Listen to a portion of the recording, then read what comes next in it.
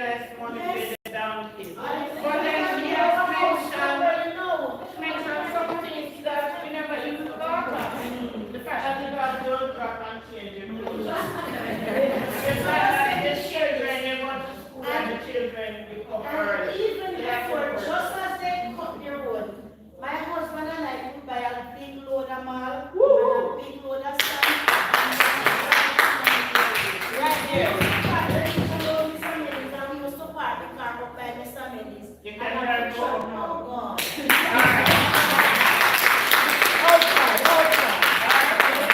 How much come out of that investment?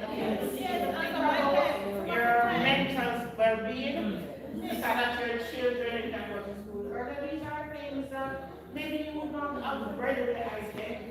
They're important, and these are positive outcomes of the project. Now, it's important, we're talking about getting resources.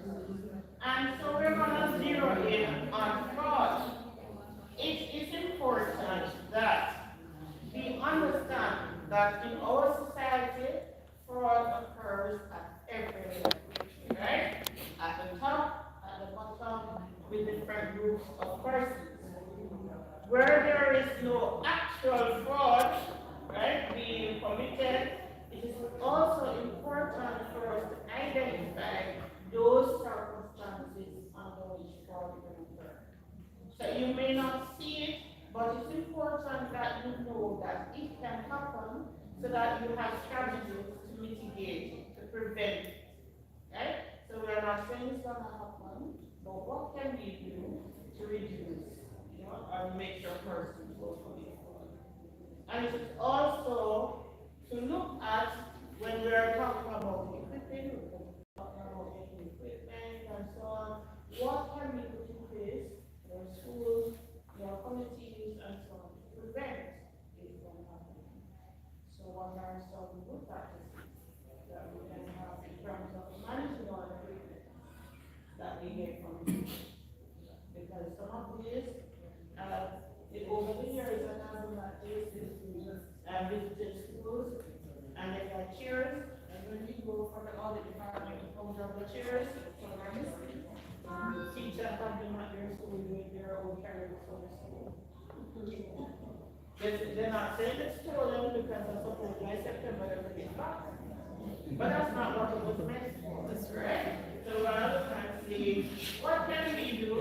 What strategies? How can we encourage that we want our children to be educated, yes? And we don't want people to necessarily feel bad. They need something good, but we need them to say, family. So we're not going to be shaming and disgracing, but we need sometimes to encourage the person to have a different approach to the managing of equipment that we provide. So I'm going to ask somebody now. We have some persons here and can talk a little than me. Fraud. What is fraud? You want to read what is fraud? And when we deal with a group, with a minority of men, and we family men, because in Jamaica we need to encourage men. So that's why I approach you first. Anyway, you're passing out. Men, go on. Men, stop passing out to go men. Good morning. Definition is illegal characterized by deceit, concealment, or violation of trust. These acts are not dependent upon violence or physical force. Frauds are perpetrated by hierarchies and organizations to obtain money, property, and services, to avoid payment of loss and services, or to secure personal uses advantage. Let's look a little bit in the definition. It says that it's legal, right? Deceit, mentions deceit, concealment, violation of trust. It's not only this, it's not only stealing, violation of trust. It's also fraud, and these acts are sometimes perpetrated perpetrated by persons to gain certain advantages. Sometimes it's not only money, sometimes it's a service, the avoidance of doing something, right? You know, you should join the line, you avoid joining the line, whatever, right? And business advantages and so on. So that is what we define as fraud. So what constitutes or what makes these things fraudulent? So you can have a false statement. So we come to your school and you want a project. I know you will not have done it because you got the project, right? But we also give grants, and sometimes we're giving out grants, and you're supposed to live in a particular community, and you have some people move out, and then set up house in the community, and they want to get the grant, but that's not your address. They never live there. Like, I can give an example of that. So, in this room, so for for persons who act, so for parents who act for Kendall, Pisgah, and Lower, because we intend to do Lower, right? So when we have a project called At Work School, BNTF, everybody probably hear about it, and Mount Moriah, sorry, grants of small amounts, right? I remember when we were doing the application, a requirement was that for the parent to apply and be qualified to apply for the assistance, the child has to attend one of these schools. You remember? And then you remember, I had a situation where one principal called to say that the parent wants to move the child, but she don't want to move the child because the application was ongoing at that time, and that is distrust. And that's we had one of those criteria, and that is something that we ask you to completely follow. And you not following that is definitely distrust. Right, that's important. So people, we have to have trust, right? So we don't want any false statement to get a benefit, right? And in fraud says that you have knowledge, you know that what you're saying or doing is wrong. So not only are you doing the wrong thing, but you have knowledge. Because sometimes it's wrong, you don't know what's wrong. But this is deliberate because you know it is wrong. So that's another element. And there is an intent on your part to deceive the person, the alleged victim, in this case, JSIF. You have the intention of deceiving us, you intend to move the child or whatever. You're not going to comply. There's an intent to deceive. And so, sometimes we are going to face reliance on what you're saying, right? And we face that reliance. You give you the form, you fill it up, we process it, we give you the grant. We're placing reliance on what we represent. And there's an injury to the alleged victim, which is us. Because say we give you the grant, and say the auditor or the World Bank or the BNTF want to verify, they come in the community, they hear that you get a refrigerator. And they come and they want to verify, there's no refrigerator in another community, you were just going to get it. And then you move, or the child is no longer there, they're different. Right? So there's that issue. Question. What if you're in the process of granting the family the house, but the child does the pen exam and don't move it to another school? Right, remember we said it must be deliberate knowledge on your part that you're doing something that is wrong. In a situation like that, that's different. It's not that you went with the intent to deceive. It's just based on the circumstances that there is no outcome. And that's why we're saying there must be intention to deceive the person who is trying. Because you come upon circumstances where things happen, but there was no intention to deceive. Right? Now, in terms of fraud, we have what is called fraud trial. And remember we said that we are going to look at ways of mitigating or preventing. So in the fraud trial, we have what is called, part of it is the incentive to commit the fraud, the opportunity, and the rationale. So let's talk about what would allow someone or persuade pay them to deceive, to commit a fraud. Okay?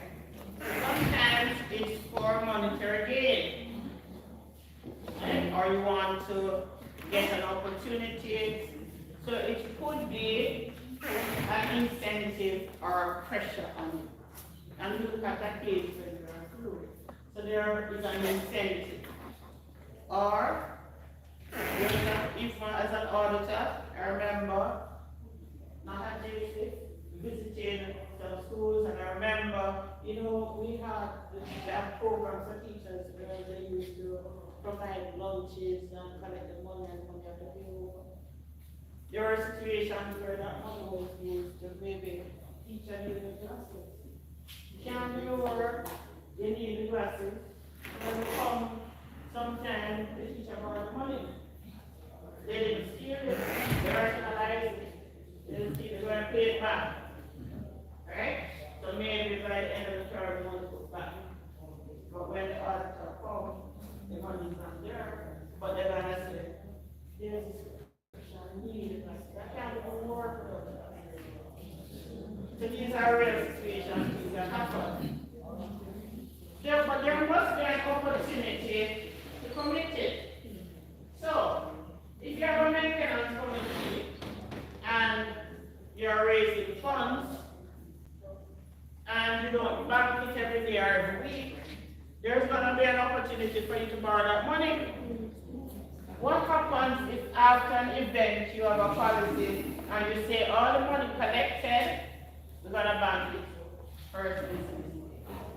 There's no opportunity. All of them need the glasses. All of them don't have no food. Where's the money? In the bank. And sometimes you don't need to have the situation where you are tempted. So you have in place policies to say, after an event and the money is collected, we will bank it the next business. Right? So that is one way of preventing that opportunity for persons to use the wrong. And that's important because we have what is called a human factor and human nature. Your mother at home, and she owned it. And yesterday one day, you get paid for it. Don't get tempted to buy it for my little food. Who want their mother home? No. So we know that these things can happen. So all we are doing is to put in place a policy, right, that will prevent it from happening. Right? So we say, after the money collected, we're coached off, tomorrow morning, first thing, somebody must go to the bank and bank the money. Or when the money, you have to go find an alternative. Borrow from a friend. Go to the shop, go beg them to trust you Friday.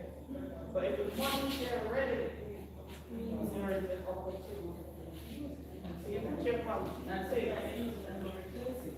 That's what most people will replace it. Because when they borrow, they know, sometimes they won't if they do it correctly. You know, some people won't. But you have some people who say, well, if I can't do this.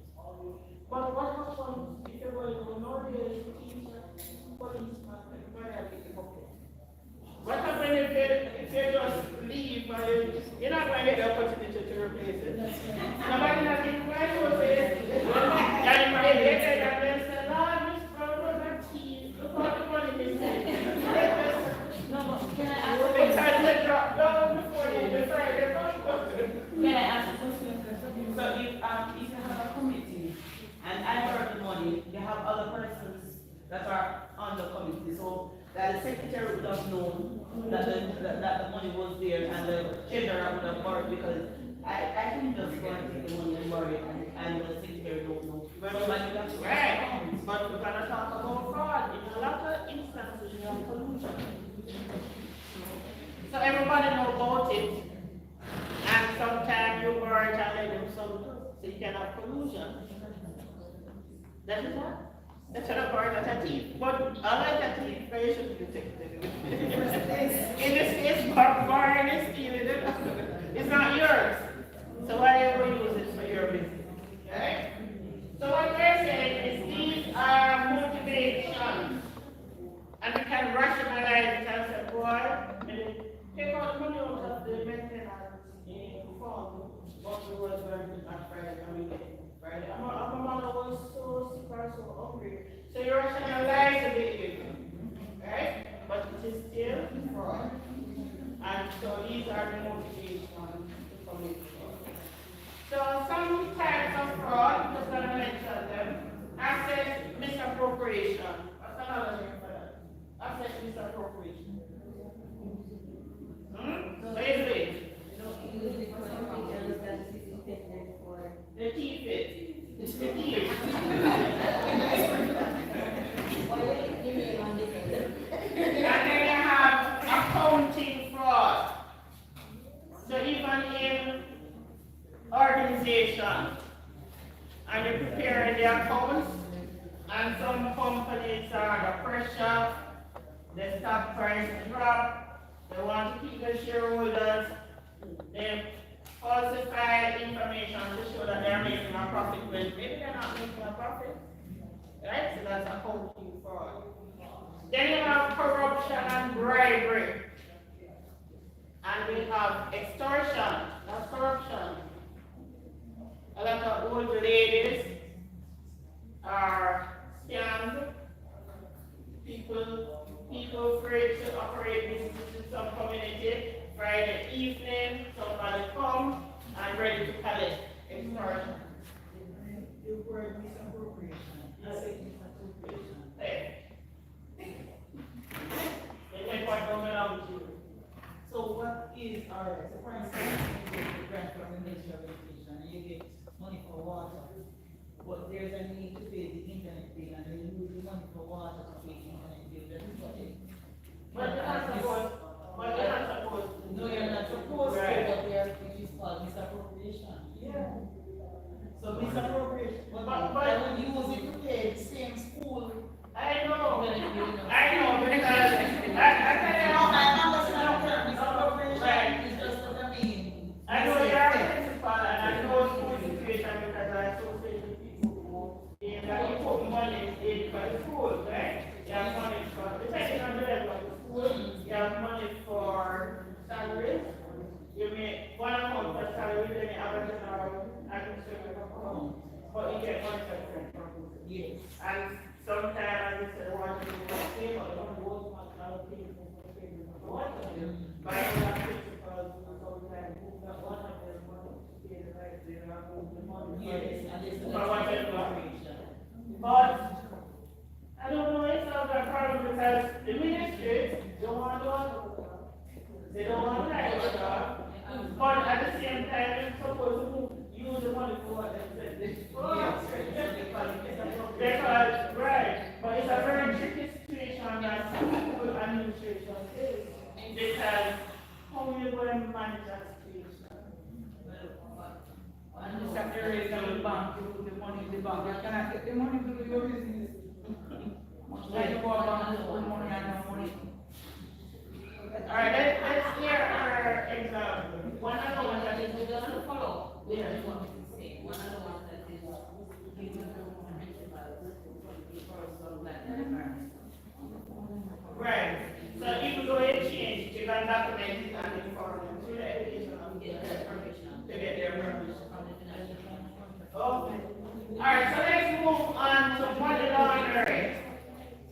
Money laundering. You have your maintenance committee, and Mr. Donman come in your community. You don't say we have a lot of people in Jamaica with enough money. Them have done and whatever. And they come in your community and they say, boy, that part of your road look bad. And you go this, so we get some money. We don't get money from to maintain it and to clean the drains and so on. And Mr. Donman come and every couple, you say, all right, when you can put on a fundraiser, I will help you. So you can raise money to maintain your drains. And you take this money and you put on your fundraising activity and you have money to maintain your drains. Sometimes Mr. Donman give you the money, and you give him back when you do this, right? But he's cleaning up his money because Mr. Donman can't really go bank to open up his bank account and put no money. Sometimes they have the money in the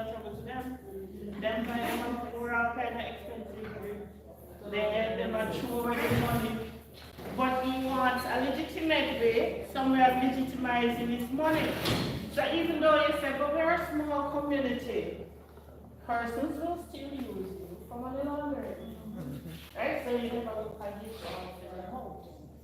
They come with the money, they come to help you, they come, we used to have the school, you know, and my school days, which principal now bring somebody to help you. Money is not coming to them.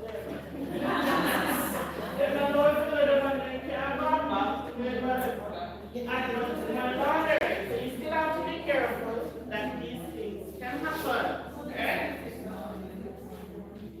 You have to set your own standards. That's why we're talking here. You must know, some churches do it, just they're not taking money. It's a gambling. If you know that person is involved in an activity, you don't want them to come to you as a person you have to be taxed with refusing the money. You understand? But you have to know how to refuse it, but the important thing is that you must set your own standard. You don't want to God or what you say. Even some scholarships too. Yes. Some persons want to offer scholarships to your school and you're not registered.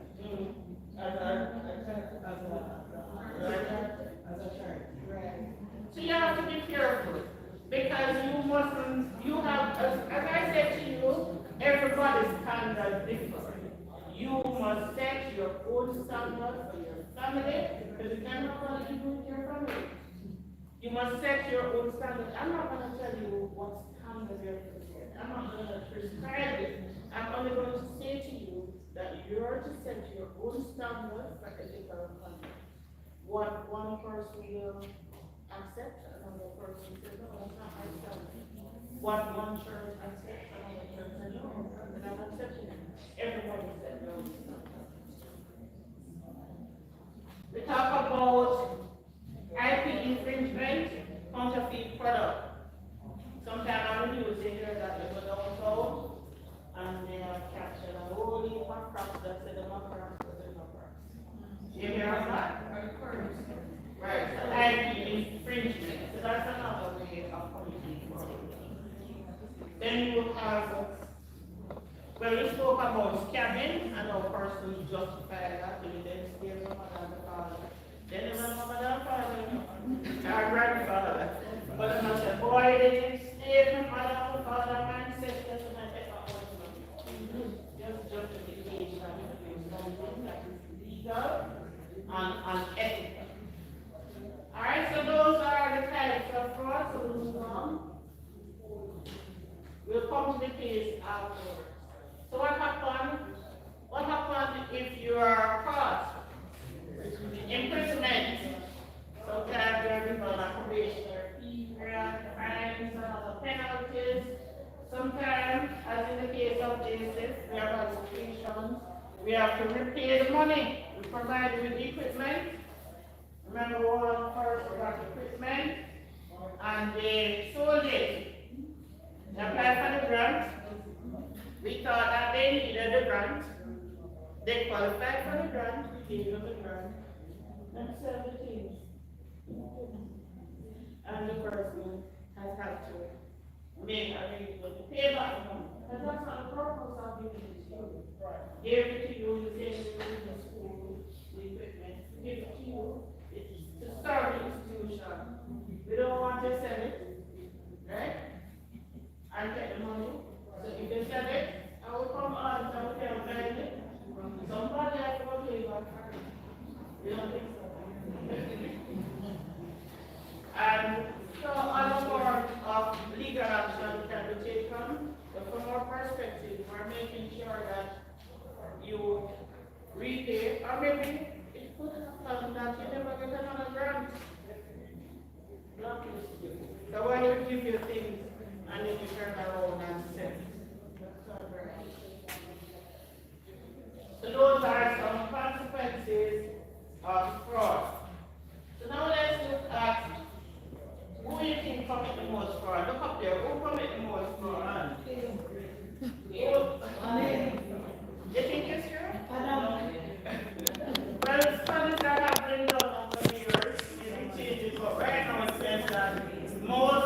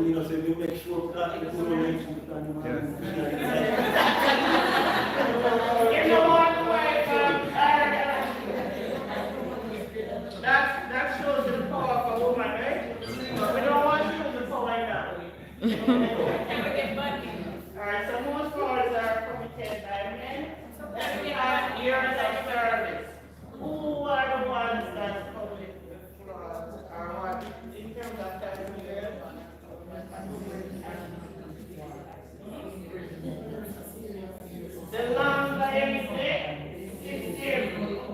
They know the loopholes, and, you know, so it shows there that fraud committed. A person, maybe, long service.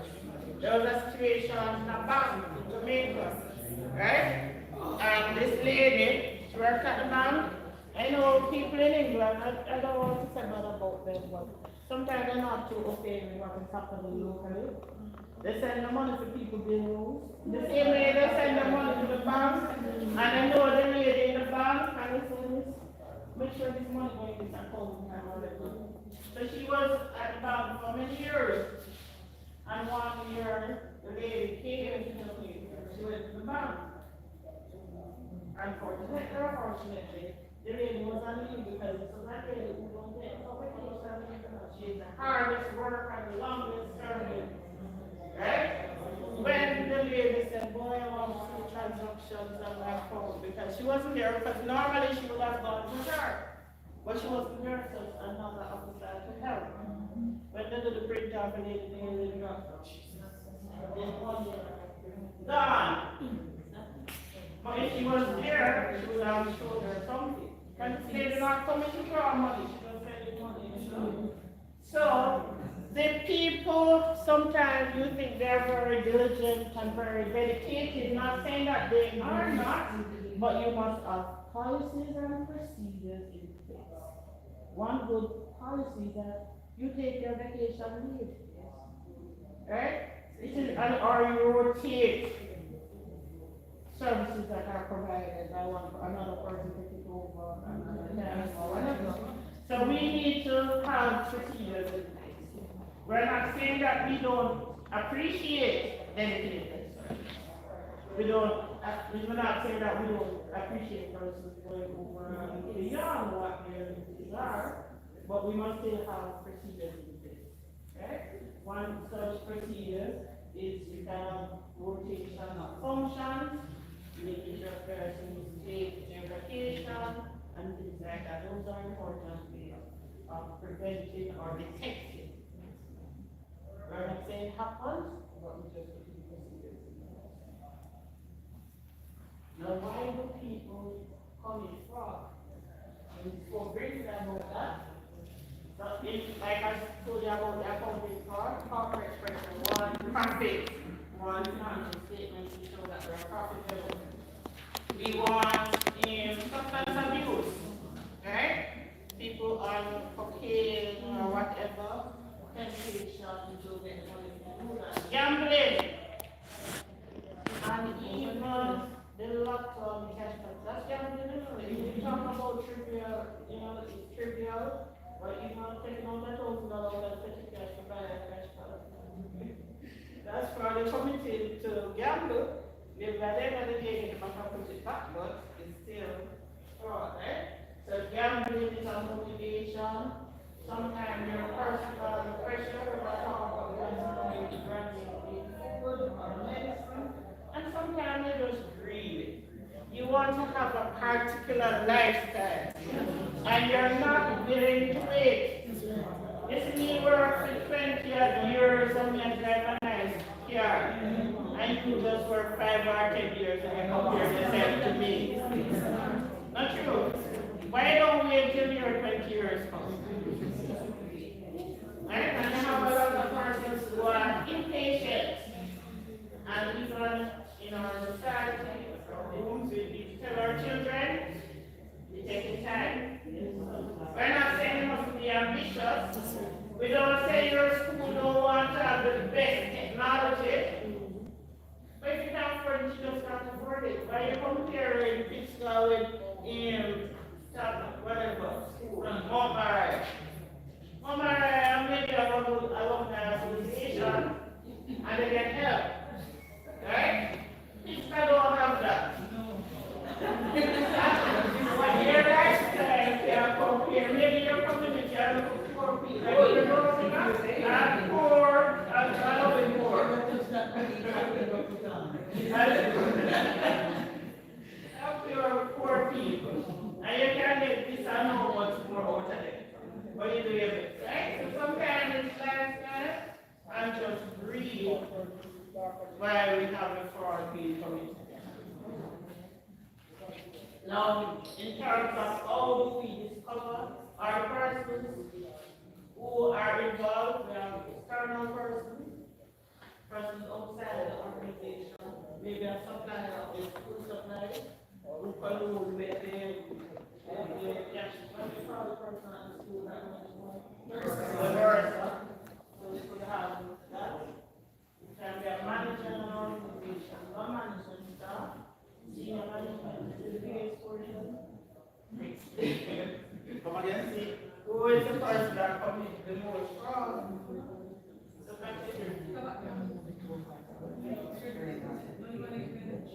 management and senior management.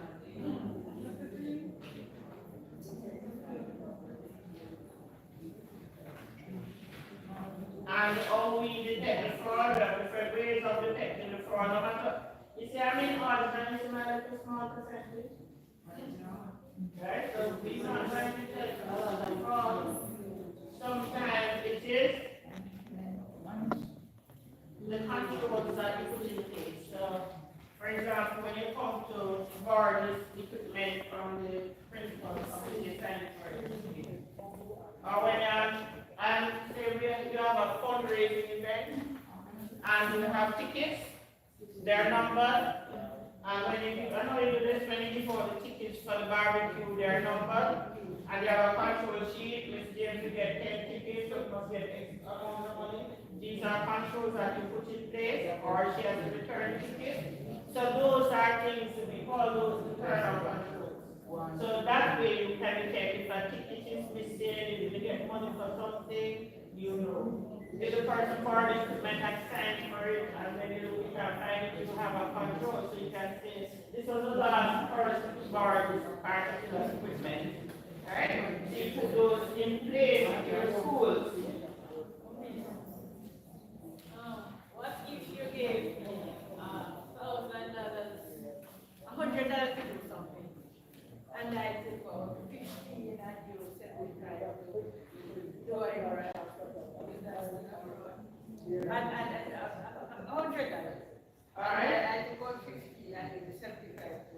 And you still get the same service. Alright, so I give you $100 to go and buy vegetables for the campaign, right? For cooking lunch. And you get $100, and you go to the market, and you bargain, and you get it for $75. And you have $25 left. And you pocket the $25. Is that fraud? Is that fraud? What is it? Oh, you can't, that's fraud. It is fraud. It is fraud.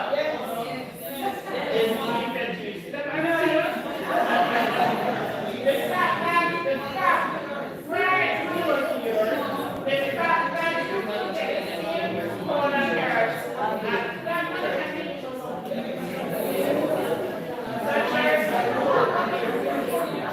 There's no justification to say what this principle to bring your carrot here. I just call it the one, call it again.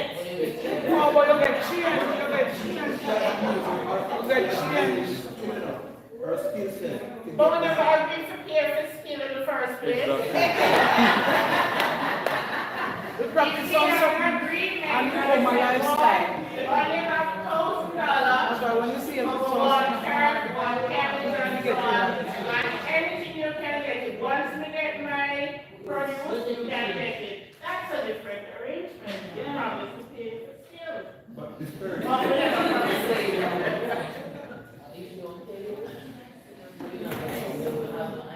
That's why we're talking about ethics and we're talking about ethics. The thing is, we have to, as you said, that we have a foundation.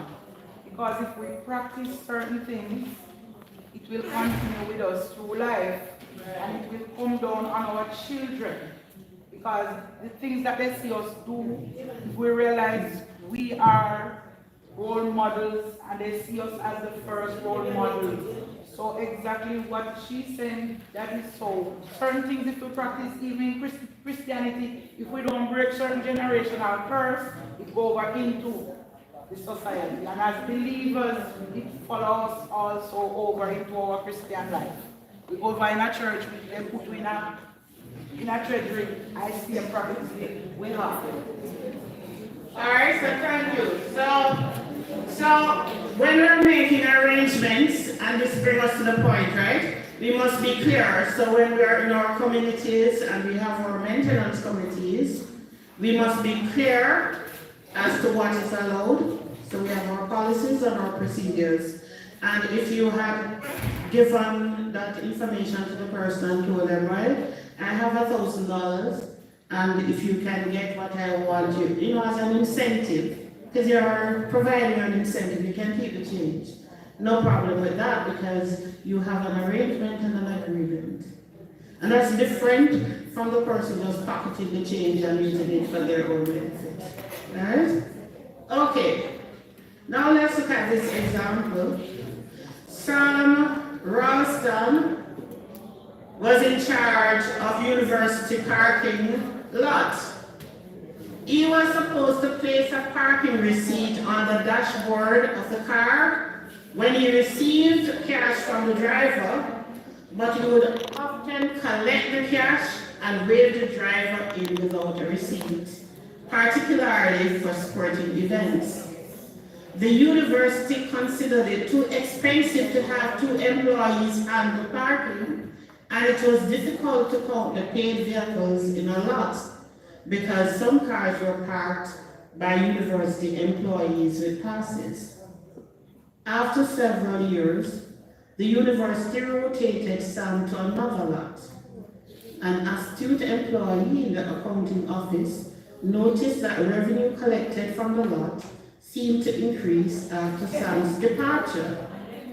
Further investigation revealed that average revenues declined at the new lot to which Sam had been assigned. So Sam, what happened in your case? When I was in teachers college, you went from the first program to work. I got a job in the parking for next stadium and Yankee Stadium. And I earned a lot of money, but you know why? When they come in to pay for the ticket, they just drive off and on. Where's the gallery? They don't drive away and they go and give you the change. Oh, but that's not deliberate. No, It's not deliberate on your part. No. So sometimes, probably the reason why they don't have a pass on their... It's because they did not wait for the pass. Yes, they wait for the pass. But this, remember when we looked at the definition? Remember when we looked at the definition, we talk about deliberate? We talk about deliberate and intent to deceive. You had no intention to deceive, it's the circumstances. But some wave them in because they want to pocket the money. But what happened? What's the control there that resulted in them finding out that Sam was being deceitful? What is the control? The rotation of the staff. So in your school and your committees, you give people a certain responsibility. Sometimes you can rotate the function. So the treasurer may have an assistant treasurer. You don't have to have treasurer for life. Right? Or you can have somebody else who assists the treasurer, so the treasurer alone don't count. When the money is being counted, you have 2 persons. When the reconciliations are being done, more than 1 person, you have oversight.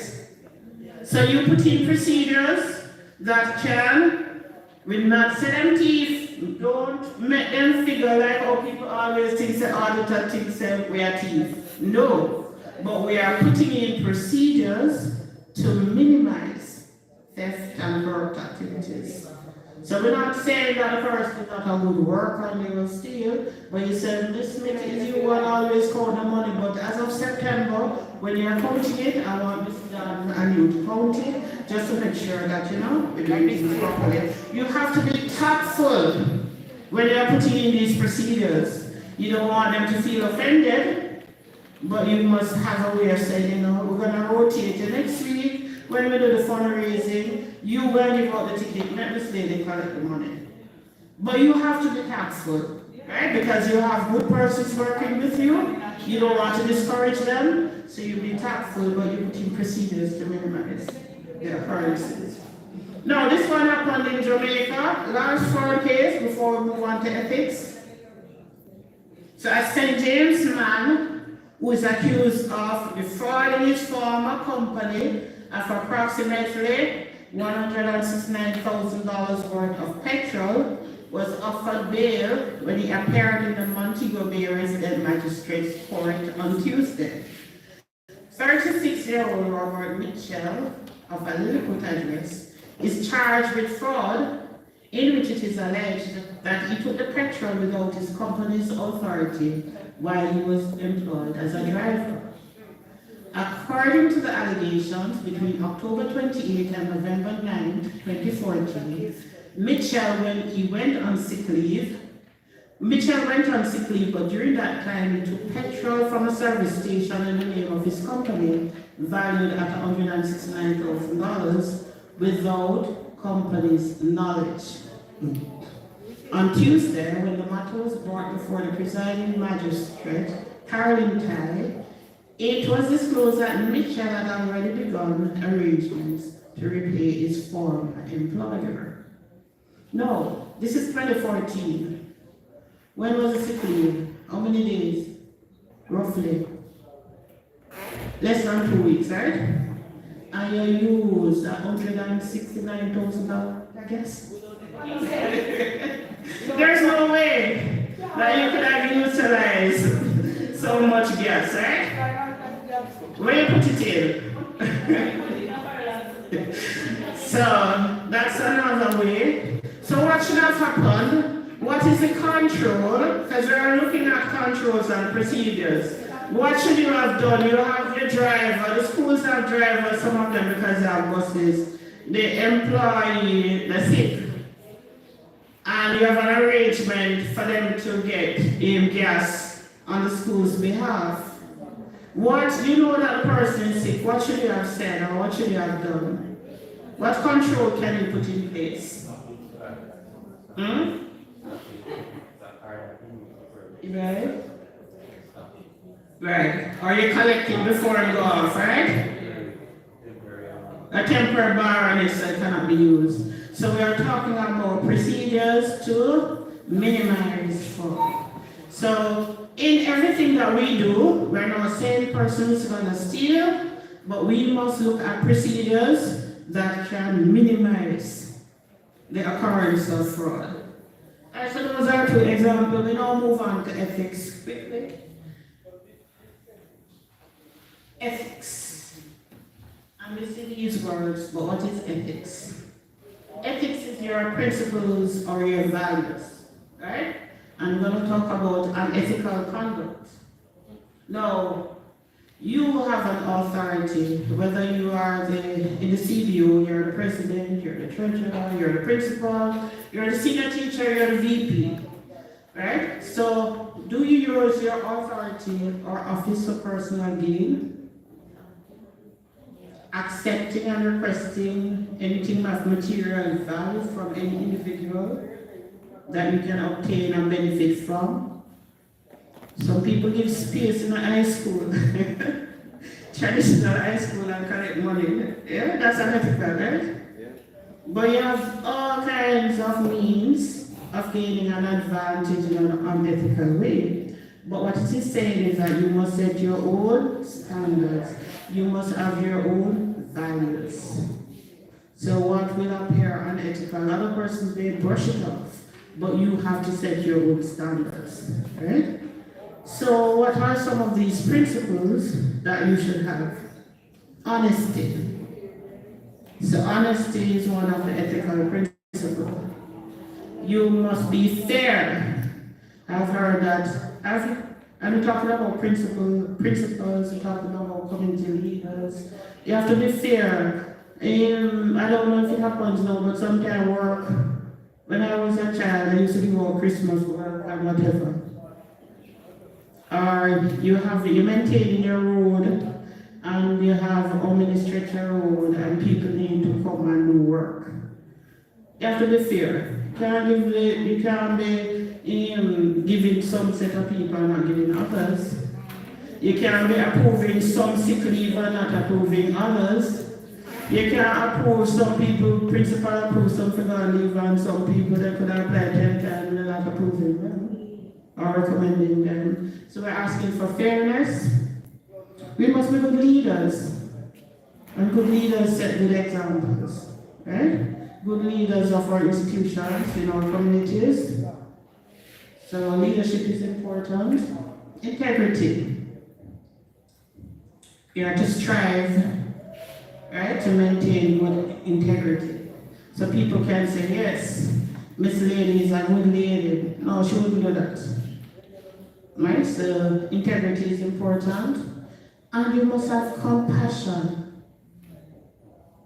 Sometimes we're too hard. You're not being a pushover if you're compassionate. Sometimes you have situations where you can help persons. Nothing is wrong. Somebody hungry. Sometimes some students come every day, they don't have no food, no lunch. And you say, oh, the mother, I should would have money, and here and there. But the child, they can't punish the child for the mother. Have compassion on the child. Right? So that's a good thing to have, compassion. Don't say because the mother do here and there and I don't a party, you're not going to help the child. It's a big difference. That is true, but you set your own standard. Then remember we start out with that, you know. We said you have to set your own standard when it comes to fraud, when it comes to ethical conduct. The mother don't have no compassion on the child, you're saying, but that don't mean that you can't have compassion on the child.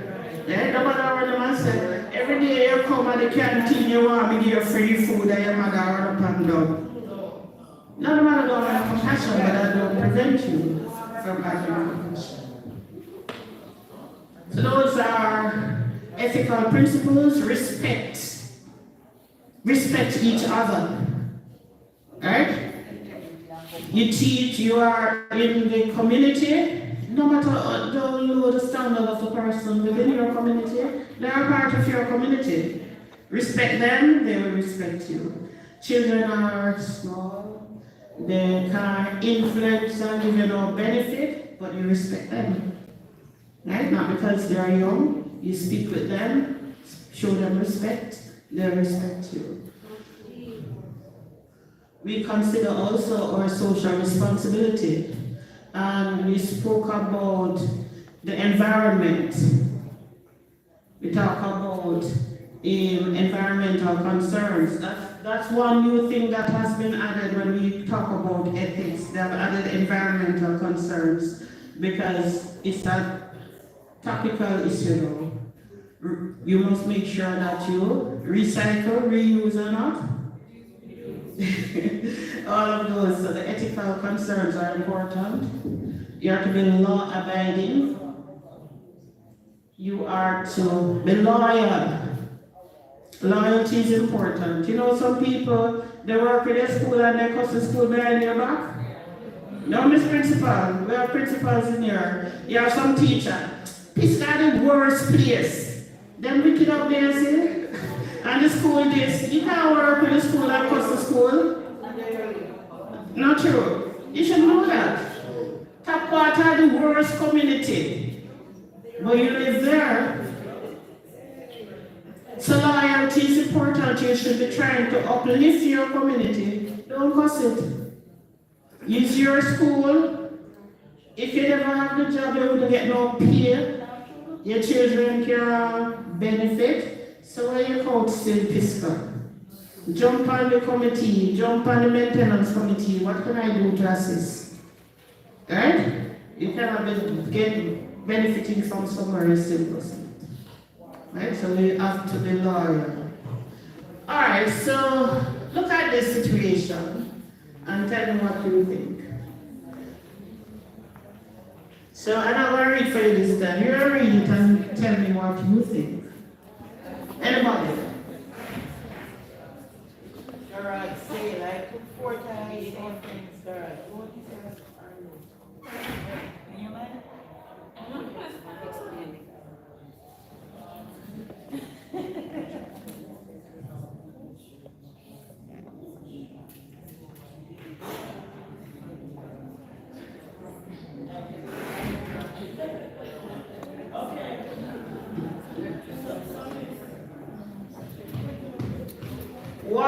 your opinion of this situation? What would you do? Do you think anything is wrong with how it happened?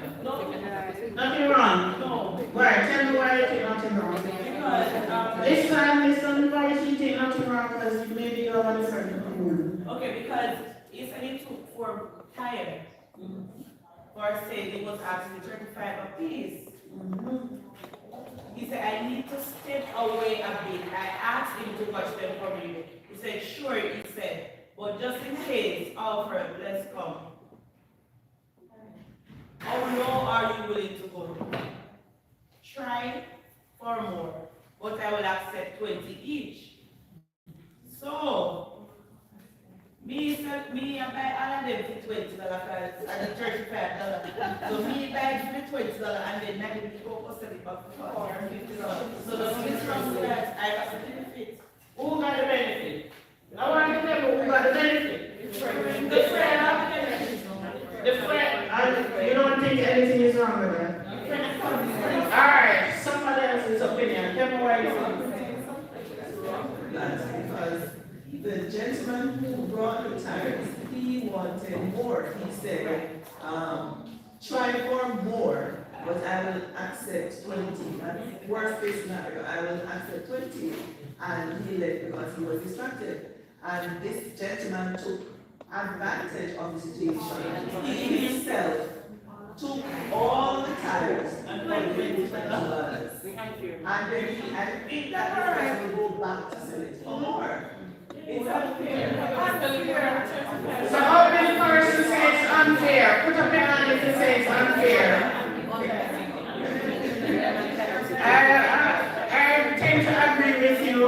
If you knew you wanted a tire, why you never tell the first that boy, you're selling 35, but you want them to offer you 20. Up front, transparency, fairness, those honesty, ethical principles. You don't deceive them and say, boy, I get $20 and you gotta take the $20 anyway, so I'm not thief it. That's what he's justifying to say. But it's unethical because you could have said to your friend, boy, I know you want 35, but I will offer you 20. You're willing to take it? Honesty. And you may have said, yeah, man, you want 20, and do what you want with it.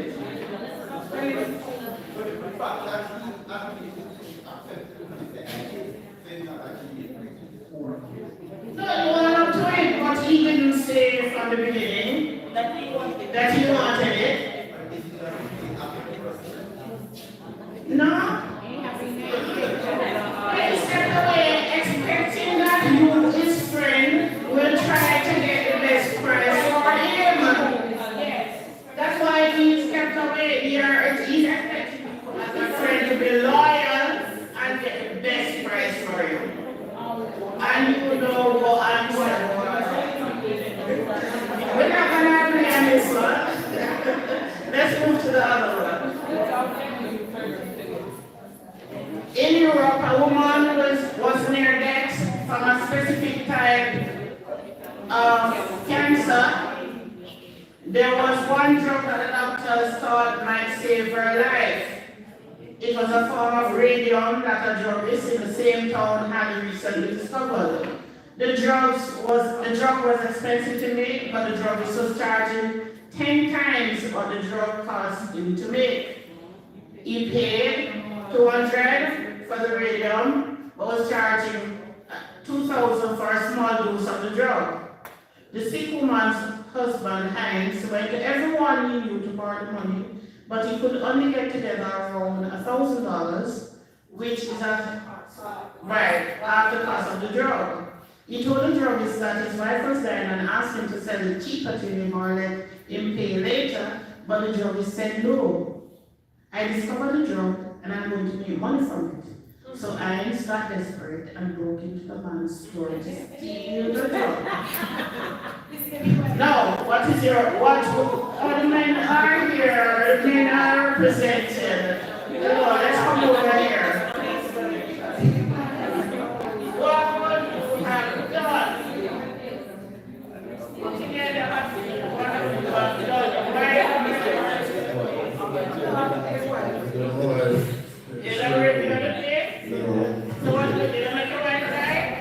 Yes, sometimes you're going to make on the spot. You're going to make us see the job and make sure your wife live. Are you not good? You're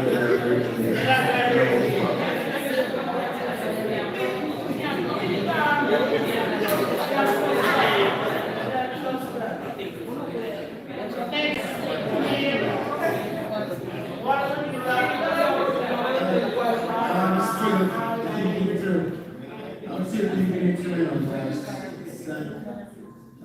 Chicken on the execution. I think I would probably negotiate further with the judges to see if I could get it to reconsider this condition or even to pay the companies and pay what I need. I would do some negotiation. Finally, anybody wants to give their opinion? Anybody, male or female? Anybody? This guy, oh, yeah, being volunteer. I just volunteer you. Just volunteer. First coming to the job.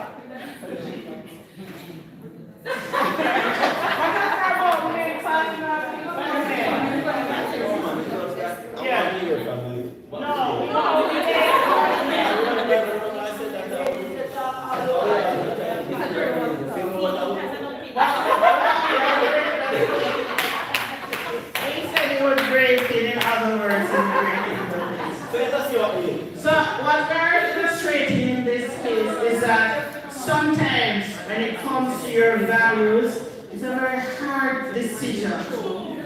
Because in this situation, you're between a rock and a hard place. You allow your wife to die. This man is tough like a rock stone. He don't have no principles. Because you know how much time is the cost of the drug. Very just gone, right? Very just gone and something scarce.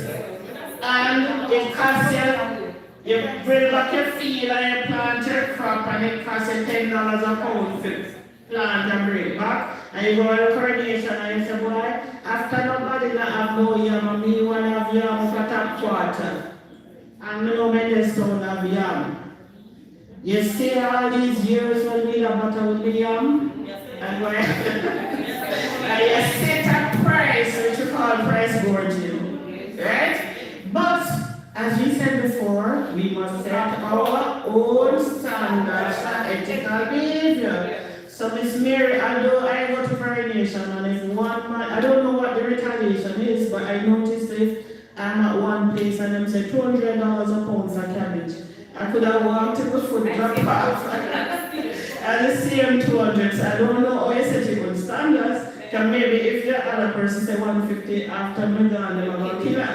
Right? But we are still mindful that we should set our own standards of our own values. Right? Okay. Yes. I can understand we should set our own standards, but for the drug company, they need to have standards for them as well. That is true. That's what I'm saying. That man don't have no ethics, right? And he has no compassion. You see the principles are coming out: honesty, compassion, integrity.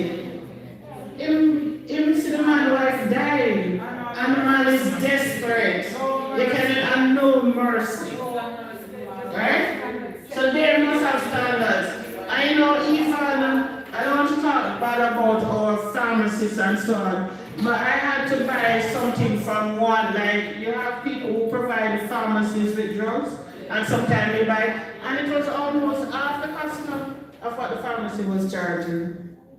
So even in our own situation, we have people who don't have no compassion, no mercy, who once they can get the money, and you have a willing buyer, then set any price. But that's not right. And finally, and this touches a financial controller in a large company was well compensated and participated in bonus and profit sharing plans. A routine internal audit of the petty cash discovered that the controller had stolen approximately $2,000 from the petty cash. He was immediately terminated. The amounts identified as stolen were trivial, in relation to the controller's annual income, right? So, $2,000, you're the principal, you're the bursar, you're the treasurer for the maintenance committee. They pass through lots of money. And make $1,000 make you get bad name. So we need to look, set our own standards, right? Set our standards so ethical behavior don't commit fraud. Because in this case, somebody maybe do a routine examination, they come to examine your books, money missing. It's not no big money that you couldn't do without, but they will have no alternative because the evidence is there, you stole it. They're not gonna want a thief. And they're not gonna say it's only $2,000. They're gonna say if you can steal $2,000, maybe I'll steal how much all these years. When in fact it's just $2,000 you stole. But you have jeopardized your position for something that is very insignificant. JSIF gives you the equipment. They give you the chair. Chair them look good. You get other things in your school, right? We are equipping the school to benefit the children. Now look at the chair look good and you get 30. It's more than not this one. You can't go in the yard. And you're jeopardizing your position, your integrity. For one little chair. And maybe you could have saved one by the same chair. What you prefer, lose your job?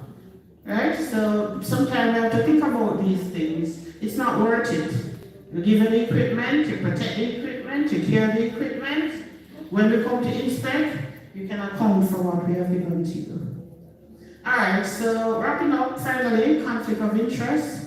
So a conflict of interest is a situation in which an entity or an individual becomes unreliable because of a clash between their personal or self-serving interests and professional duties or responsibilities.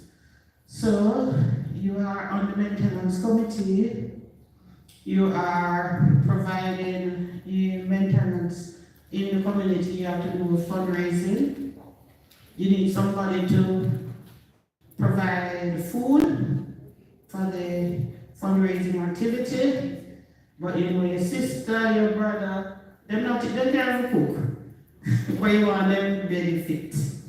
And you don't even try to solicit bids from other persons, you just give it to them. That's a conflict of interest, right? So there are situations that will arise, conflicted situations, and so that is why at JSIF we talk about bids. We come into this hotel, when the arrangements were being made, they would have solicited bids from several hotels until they got one that they considered the lowest, because JSIF only pay for the lowest. Whatever it is, you see the facilities look good, but we would not have gone to the most expensive because we are to go to the lowest bidder. And we would not have just said, we are come down here so because down here nice. We have to have a set of hotels, right? Because what would happen, maybe when Miss Winsome come down here, she's gonna go and put her up in the nicest place. She's gonna get the best room. So we couldn't arrange to come here and make she choose it because they may have conflict of interest. She may know that the people that down here, she can get this personal benefit. So the control, remember we talk about control and procedures. You put the procedures in place, just like you put them in your communities. You put your procedures in place on your committees to make sure you get the best price for what you're doing. Sometimes you think your brother giving you the best price, but it's when you open it out, you realize that you can get a better price. Sometimes you say, well, this person always gives me the best price, so you're gonna stick with that person. So that's not the best decision. Some people will even take a loss to get the job, and they'll give you the same service. So you put it out. Don't necessarily stick to the same person, because sometimes when you're sticking to the same person, the other people, that person creeping up with them price, and you not even know. Because when they started out, they were the cheapest. But over time, they realize you're buying to them.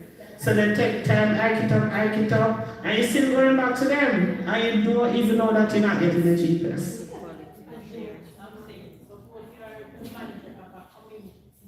Mhm. your project, and you only consider your family as the.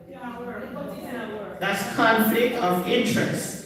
And that is why you must have procedures. We're not saying your family cannot benefit. So if you put it out and your family bid, we're not saying you are to say they can't get it. Because you would have put it out to the entire community or the persons in the community that do the cooking or whatever. And there are 6 persons. And if you're a family, the documents will be there to show that they were the cheapest that can provide the service. You should bid it, right? And so, say for example, you do that and your family always getting it.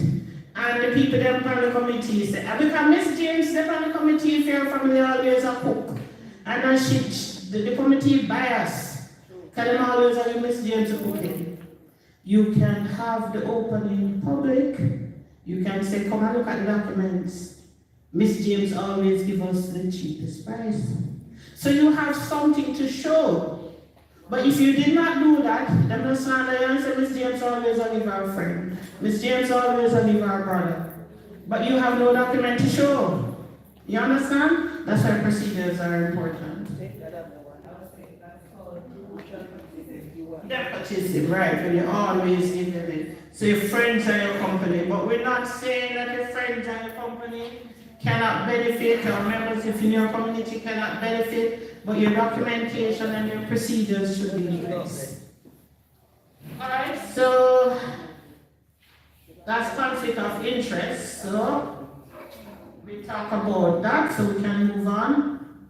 So in terms now, we're wrapping up in our resource management practices. What should we look for? We just spoke about it. Proper documentation of transaction, events, and activities. So on your committee, your maintenance committee, your CBO, use your purchase order, you buy things, you retain your invoices.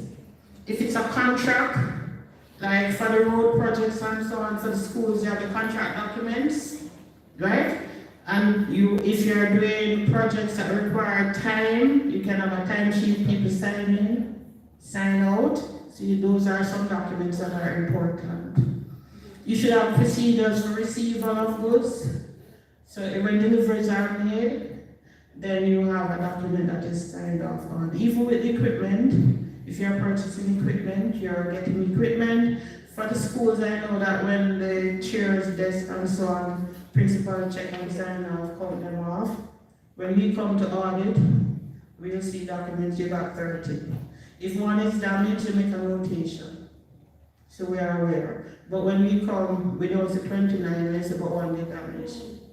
Right? So you have your documents for receival of goods and services. For the road projects, you have practical and final completion certificates. Right? Now, why are these important? Because when the roads or the projects are being examined, the people, sometimes principals, sometimes persons on the committees in the community, they walk around when they're doing the inspection, and the defects are documented. So I know from Mendelstown, I've looked at yours, and some things that are to be done by February. There are some little things cleaning up to be done. It's documented. I saw it on the practical completion certificate, discussed it with John Luke the other day. And we'll come back in February, before February, to make sure that those things have been corrected. So the practical certificates, completion certificates are important. The documentation of the defects, even for the buildings that are going to be put up at PISCA, Ms. Principal and teachers, make sure when the inspections are being done, you have what the defects are, so that when we come to examine, we can make sure that by final completion, they have been corrected. So that's why that is important, right? Because no matter how they work hard, sometimes we have defects. Now you should know what is to be provided. So the communities have meetings, project implementation meetings, I think, and the social officers and project officers are there. You should become familiar with what is to be provided. If you don't know that a retaining wall was to be there, the contractor could leave it out, don't if we're not vigilant or if we collude. or if the road should measure X amount, start here and finish here, contractor leaving out a piece of the road is a way for money saving. So you should know what should be delivered, right? If the classroom block is to have 10 doors, as an audit I always come and make sure I count the 10 doors. So if they have 9, they save money on 1. So you must know what is the deliverable. Of course it's fraud. But the fact that I don't come and count them and you counting them and we're vigilant, right? So we should also provide opportunities for feedback. So we are vigilant to make sure that what our JSIF is paying for is what you're getting. And there must be opportunities for feedback. So when the social officers or the project officers come and they're having meetings, community representation should be there, provide feedback. Right? So that's important. So we can skip that. So finally, and this is actually we have grant funding, which is important. So there are opportunities for persons to report illegal and corrupt activities. You can report them to JSIF. Can call, can leave a letter, whatever means of communicating, call it whistleblowing. So we are not an informer, we're not saying informer for dead, we don't want you to die. But there are discrete methods and ways of reporting illegal activities that we can do. So consider that as well. Finally, we spoke about money laundering already, so we're not going to go there again. So we should avoid opportunities in our maintenance committees, in our communities for money laundering. Don't let people pass any money through your organizations. Any question? Any final question? After the final inspection completion, they will come and open. Yes, we'll have an opening ceremony. But make sure, because sometimes when the project is at final completion, and even if you go back, they tell you this did wrong and that did wrong. When should they have pointed it out? At the practical completion stage, give the contractor an opportunity to correct the defects. You understand? So it's important that within that 6-month period, from Endelstown up to February, that you're looking at what you have been given, make sure it is what was to be provided, and you have the information. Don't wait until final completion and the road is handed over, or the building, and you say, because we are auditors or somebody coming giving us message, say this never do and that never do. Not saying we're going to ignore you, but it must be done within that period. Give the opportunity for correction. One observation I've made with that is that sometimes these defects do not show up until after that grace period has gone. Well, I don't know, Mr. Ricketts is here. Standard is 6 months. Which defects gonna show up after 6 months that you will refer to, Mr. Ricketts? Any idea? No, well, the contract stipulates the 6 months, but you can have situation where, let's say, mentioned so that the road, unforeseen, you might have a breakaway or you might have cracks coming up or something, depression along the road. So something happens outside of the period, which you can only speak to some amount of discretion of the contractor, but once it is not documented within that year, and it can be proven that it was a short-term work which led to that, then something has to go. But if, let's say you should have put a certain amount of asphalt, and you put a small amount, I make reference to some work that was done at our school. which school is that? More at primary. Where the Chase would have done some improvement to the infant department. It was after that grace period that we started having issues with the bathroom. And then we found out that it was something that the contractor should have seen in terms of some short-term work that was done at the bathroom, in terms of the whole function of the bathroom and so on, and some things that they would have put in, like some of the switches and so on. So, you know, these didn't have anything to do with us actually using it. You know, it was like the type of material that was used and so on.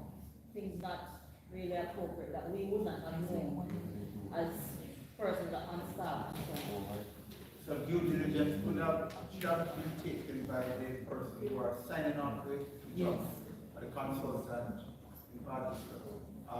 But once, outside of that period, we can document it, we can have a discussion with the contractor, and basically, see how best they can use it. But we really don't have that strong role that we really have if you do it within the period.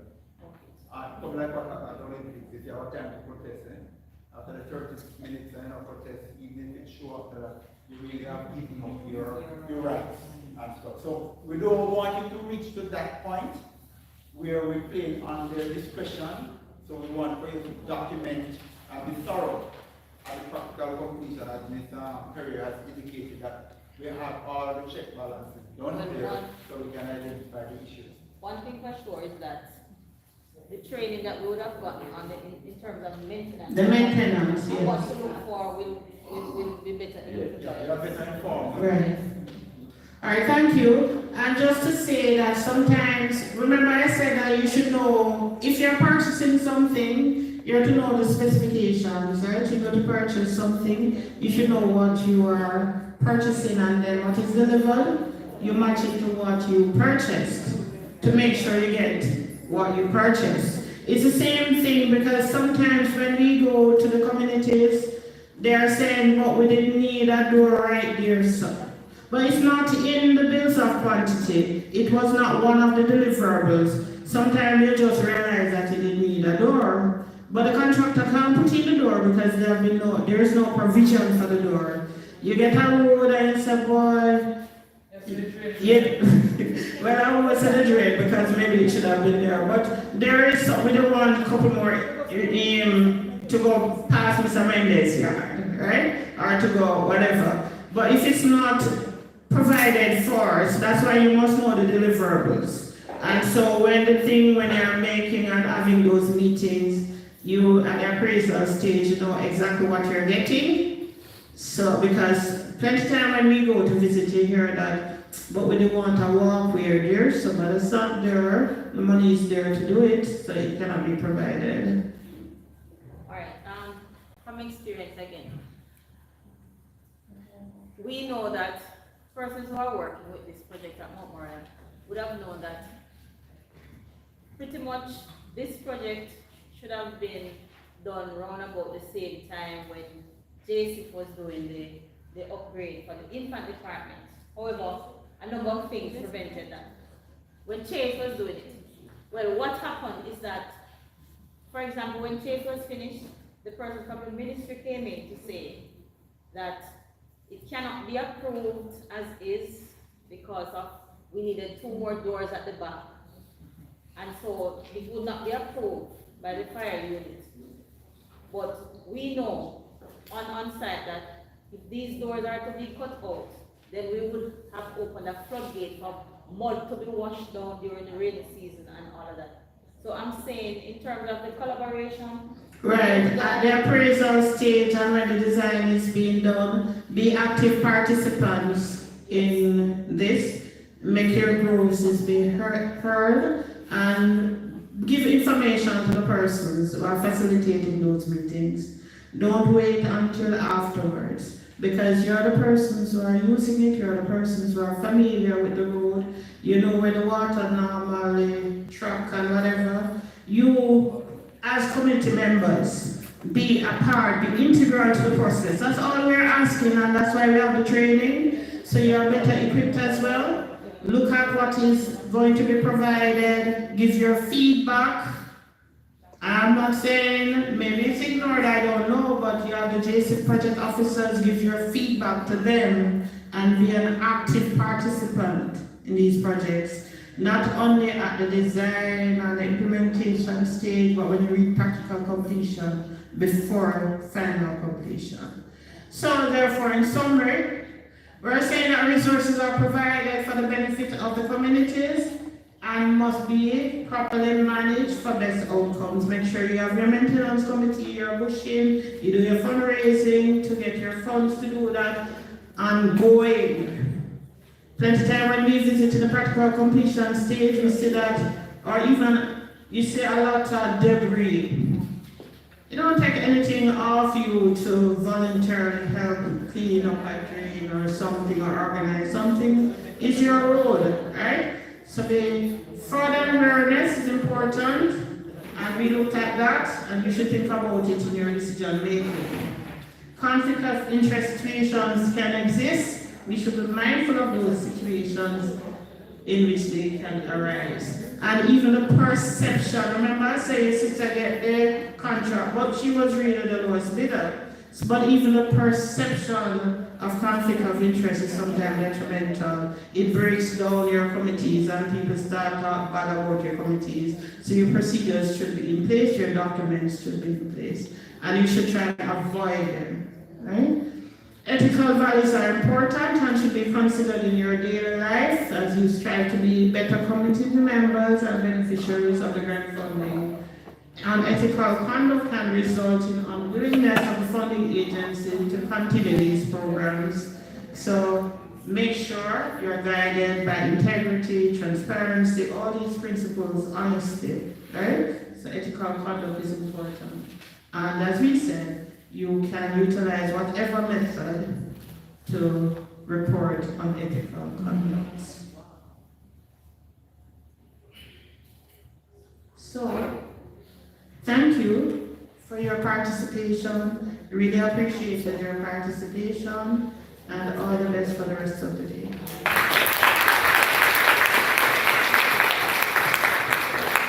All right, thank you very much, Ms. Perry, for that wonderful presentation. So I know less people in this room will be around and doing their jobs now, right? Yes. All right, so we have been sitting for a while. Just I'm going to ask you to stand up. Stand up, just stand up, stand up, stand up. Some people look like they're sleeping, breakfast setting in. Just stand up, man, stand up. And we're going to do a little stretch, all right? Let's see if we can go. Hands high. Hands high, hands high, hands high. Touch your toes. Hands high again. Touch your toes. Touch your belly. Touch your belly. Touch your toes. Touch your knees. Touch your toes. Touch your knees. Touch your toes. Touch your head. Touch your toes. Touch your knees. Alright, so you can sit down now. So you have some very thick people. Alright, so we have coming up, we have two presentations coming up. Mr. Ricketts is here from the Municipal Corporation. He's going to give us a talk, but before he comes, I'm just going to introduce Ms. Mona Suho, who is our portfolio manager at the Jamaica Social Investment Fund. She is our senior manager responsible for the BNTF project. She's responsible for what we call our ICDP, that deals with the inner city and the ZOSOs. We know what the zones are, special operations. And she works with electrification and rural water projects as well. So she's a very versatile woman, and she's here with us today to just go through the presentations with us, and she'll be here. And I'm going to invite her to talk for about 5 minutes, and then I'll introduce Mr. Ricketts, and he'll go into his presentation. So we're going to just give her a round of applause.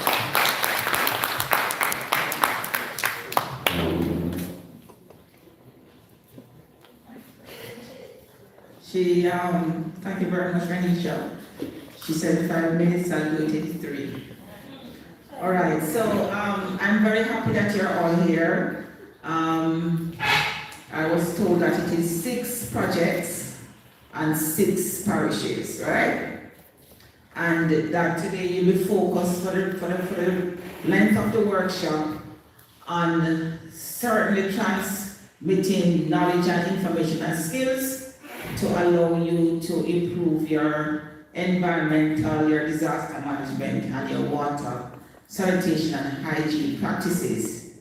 Now, BNTF 10, funded by the CDB, is a very important portfolio, very important project in the JSIF's portfolio. And the reason is that in Jamaica, we have some very underserved parishes. And within the underserved parishes, we have underserved areas. And so those are normally the locations that the BNTF 10 is going. There's normally not a very long line of donors lining up to go to those places. Special needs and underserved area as well. And so it's very, very important to know that the BNTF 10 project is targeting their resources to the most vulnerable of the most vulnerable in Jamaica. Now, if you're here, it would have meant that you would have been selected from, I guess, among many other persons who could have been here. And I want to just commend the BNTF 10 team, Dainty Barrett, who is here in black, you know the project manager, right? Renisha, who is here, Natalia, somewhere about the place. You all know Natalia. And of course, the other member of the JSIF team, we have Mr. Ricky here in the blue, David blue shirt, who is another senior manager like myself. And you have Winsome Hudson Reed, Miss Perry, who you heard from, Adam Hurt, Susanna, and Mr. Rodiard. So it's a mixed team of persons. Bibi Helefio, and then of course Mrs. Coxhall. It's a mixed team of persons at JSIF, persons who are very technical, the engineers, the persons who are dealing with the business quantities, and also the social specialists like myself, because the JSIF work spans across not just infrastructure work, but down into the depths of the social services delivery. I'm hoping that for the day spent, that you will certainly gain skills and experiences and as well as knowledge that will allow you to go back and to improve your schools and your communities. But also, as I listened to Mrs. Perry's presentation, I couldn't help but think that the workshop has very important personal benefits. It has very important personal benefits. And so while you're thinking and looking outward in terms of my school or my community, I'm going to ask that you also apply the principles that Ms. Perry speaks about to your personal life. I always tell my son that even as he strives to go through life, I tell him every time that it's very important to achieve academic excellence. But more importantly, he has to have a good character. Yeah. And I've seen over the years so many persons who achieve academic excellence in their professions who have crashed and burned because of a lack of character. So even as we speak to ourselves and our children and our relatives and our school community, we have to, sometimes in Jamaica, we judge people a lot based on their job title and what they have, what they drive, and less on their character. Is it true? Yes. And so, because sometimes too, we have to admit that those visible things you see first. So you'll see the car and the house and everything, but you not see the character. And so you attach yourself and you applaud and you wish you had that life. But then you don't understand that below that facade is a very damaged character who's been very damaged things. And so I implore you that as you move forward, you put up systems, you strengthen the systems that will protect the assets that you've been given, the roads, the school facilities, but you also put in systems to protect yourself from yourself. All right? You put up systems to protect yourself from yourself, because sometimes the biggest enemy is the enemy within. I remember, I tell this story all the time, that when I just started out and at the SDC, I was director of projects. And one of the managers, at the time I was driving a burgundy Suzuki Baleno. It never had no power windows.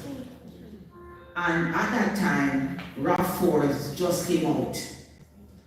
I drove in, remember my title now, Director of Projects, drive into a parking lot and looked to my right and I saw somebody knocking on the window. It was one of my officers who just bought a brand new red RAV4. And I drive that Baleno home and I feel like the smallest person in the world. Because that's nature, that's human nature. But you cannot give in to those feelings, those temporary feelings of inadequacy because you see somebody, and it will happen. You will see somebody that in a house or a nicer car, or nicer clothes, you can't give in. Because the issue is that you have to also think about your long-term plan. Alright? And my long-term plan paid off very well. And so, with God, all things are possible. Alright? So I want you that as the team, as JSIF invests in your projects and invest in you by allowing you to be here, that you understand the significant trust that we have placed in you to preserve the assets, to manage them well, and to ensure that they extend and have a very good life into the future. The end point sometimes is that you may always see the building and the road. And in many cases, what is normally communicated, and you see in the media, is the school and the road. But the school and the road have a bigger story. The people who traverse the roads every day to go to school and to go to work. The emergency vehicles who come to your community because a good road is now there. And within the school system itself, the children who come to you because you are their main place of socialization and safety. And for your teachers who earn every day to teach the kids, but also to support themselves and their families. So even beyond the access that you're getting is the stories and the people that you are supporting. So with that said, I wish you a happy day, a great and productive day. I'm hoping that Miss Winsome and Dainty and give you some time to go and see the sea. Are you giving them time to see the sea? I hope you get to see the sea.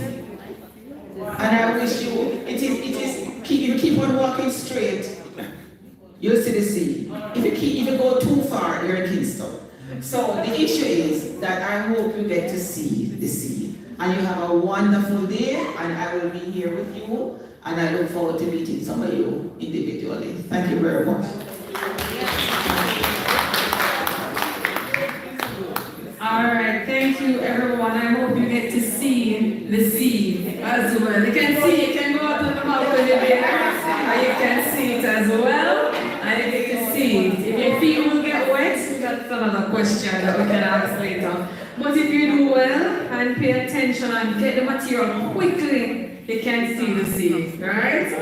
Alright, so now I'm going to invite Mr. Everton Ricketts. He is the CEO of the Senate Municipal Corporation, right? So we're going to welcome him. He's going to talk about some do's and don'ts. I'm going to clarify, CEO is not Chief Engineering Officer, not Chief Executive Officer. Right? There's a difference. It's the same CEO, but I'm the CEO. My name is Everton Ricketts, as indicated. I'm from the Portmore City Municipality. Anytime I'm invited to do a presentation, it tells me that something good is happening in our area. And I'm told that it's 6 areas that something good is happening. Thanks to JSIF as usual. The municipality has been partnering with JSIF for quite some time, and I'm fortunate enough to be the presenter for most of these. My responsibility.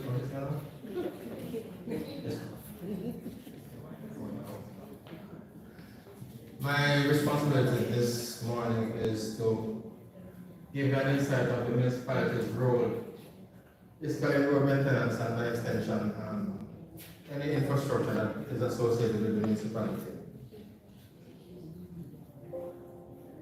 All right, in Portmore, we have a mission statement, and it states to provide the residents of Portmore with the highest quality of modern and efficient, municipal services, working in partnership with the community and all stakeholders to promote a high standard of living, sustainable development, and sound environmental management with equity for all. If you have questions, I have a question and answer. If you have questions while I go, you can stop me. There's also a vision statement, and that is to transform Portmore into a secure and sustainable city driven by knowledge, enterprise, and fast participatory local governance. Those are the vision and mission statement of Portmore City Municipality. All right, our road maintenance. We have an engineering department at the Portmore City Municipality. And this is just condensing of hold on.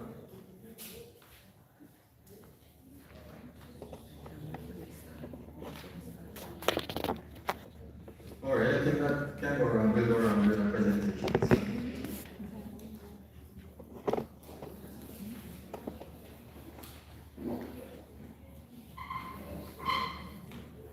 But while they're talking about which community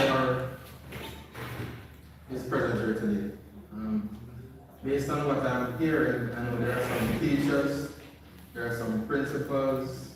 Who else is there and from where? Well, this community. We're from Subquarter Cornell, located in Clarendon.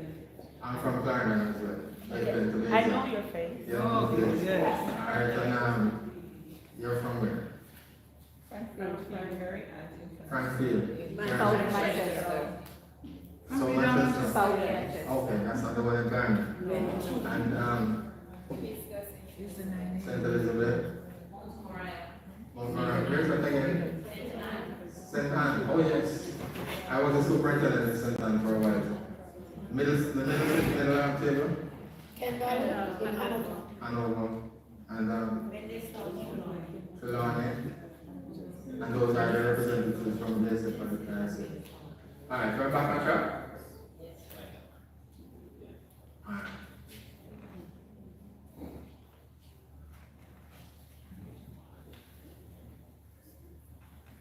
Alright, the engineering department's main responsibilities include facilitating the efficient delivery of service to the parochial infrastructure, and we underline parochial infrastructure because you all know that there's a National Works Agency that deals with the major roads within Jamaica.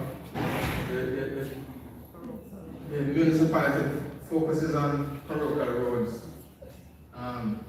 in terms of their maintenance and well-being of those corridors. So the parish which includes roads, bridges, walls, and any other works that will ensure the integrity of these infrastructure. Also providing technical expertise in the regulation of buildings, subdivisions, and other development activities. And just giving us some examples there, setbacks when you're doing your building, the specific setbacks that goes with that particular area when you're constructing. Ensuring that in the presentation of the drawings for submission, that you have proper runoff control for that development, in addition to all the infrastructure works that's associated with that building. And what is important is the monitoring and supervision of new and implemented projects. If you can recall, a couple of years ago we had an incident where there was a collapse at a particular hotel. I think it was in Montego Bay. Alright? And it was something that grabbed the news, which had the Minister of Local Government involved in trying to sort out that situation. And one of the main problems was monitoring and supervision. Because as you all know, there's not enough building officers to police the number of infrastructure that is going on within Jamaica. And I'm happy to say that it is recognized, and the Minister of Local Government is taking steps to address some of these shortfalls, as I will show you later on in the presentation. Alright. This it is in red for a reason. This is the usual staff complement that exists within the Port Municipality. There might be some variation in other municipalities. I put it in red to show you the difference that is to come. So right now, I'm the only person, I don't have a deputy in Portmore. I'm just the municipal engineer. So when I hear somebody talking about this, I have to be careful when I take it, because somebody can ask for me, but not for a long period of time. Because the most senior person there is a building officer at this time. Alright, this is what is proposed. And there's a difference in the structure. It is not yet fully in operation, but if you notice, there's a major breakout in terms of personnel. You have the chief engineer officer, administrative assistant, you also have a quantity surveyor. Normally the municipal engineer does all of that, the quantities, all of that, because we have. But I think what is happening is that they're trying to isolate responsibilities so that there can be more focus on other areas, so that you can have better service delivery for the residents and for what we call our clients, and also accountability as well. So if you notice, you have senior building officers, you have building officers, you have assistant building officers, you have a works overseer, and it goes on to and these are not just one. For particular disciplines, you might have 2 or 3 or 4 persons that is required to do that sort of work. So that is subject also to affordability, as you all know, because one municipality can afford to employ all of them, while you might have one who can just employ 1 or 2 for the time being. So all of that is being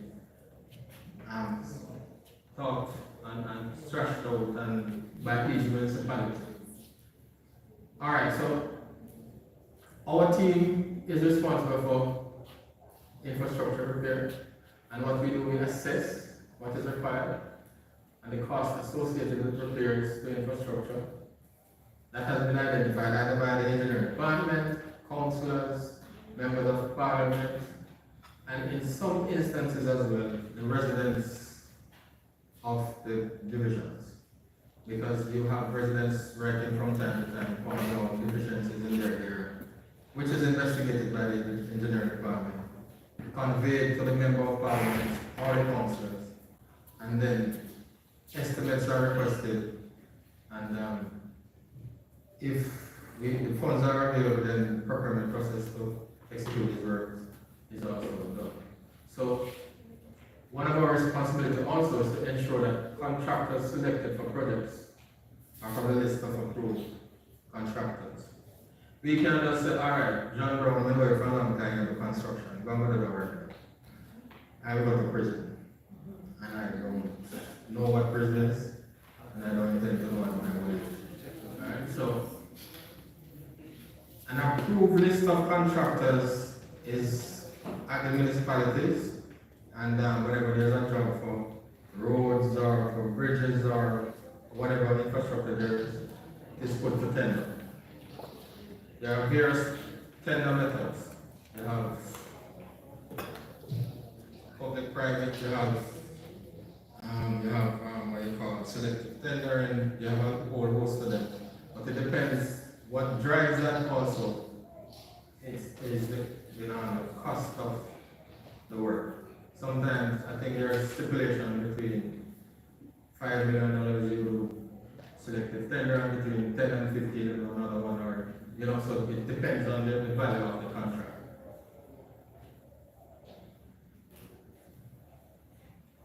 I would like to know what activities occur in 1, 2, 3, 4, 5, 6, 7, no, 6 areas that are represented here today. Any roads? Buildings? Only one? 4 million. Any more roads? 2 roads and 4 million? What are the issues associated with the roads why you saw JSIF's intervention? Starting with it was pretty and nice, they want JSIF to make it pretty, right? No, our roads where we had restored the condition, they're not able to go out, come in and they're, I drive and Front end parts and tires. and when you like to go to the market or how to come in, you can't come in. But it's not available as before. So, and a lot of our children are older, so we don't have that help. When it rains, So I'm gonna ask, and when river come down. I'm gonna ask a question on which my food in this partner. Why parish council never doing it? That, you are the right person. Where's the other road person? You are the right person. And why is it that you asked JSIF to intervene? As my colleague would have said, deplorable condition. We can't build, there's no walkway, just a foot track. And so would have asked JSIF to come in and assist. So why didn't you ask the member of parliament? I'm just being, and I'm assuming that the buildings that are being worked on has to do with schools, based on what, that does not fall under the portfolio of the parish council. But I must say that from time to time we do assist schools with this trucking of water. Sometimes we do some bushing for them in terms of the external areas that are in the vicinity of the school. We do that sometimes at Pomor. I'm just talking specifically for Pomor. I don't know what obtains in your area. I have to represent Pomor. Alright? So I always say it is good that JSIF can step in and give assistance where necessary, and I must applaud JSIF.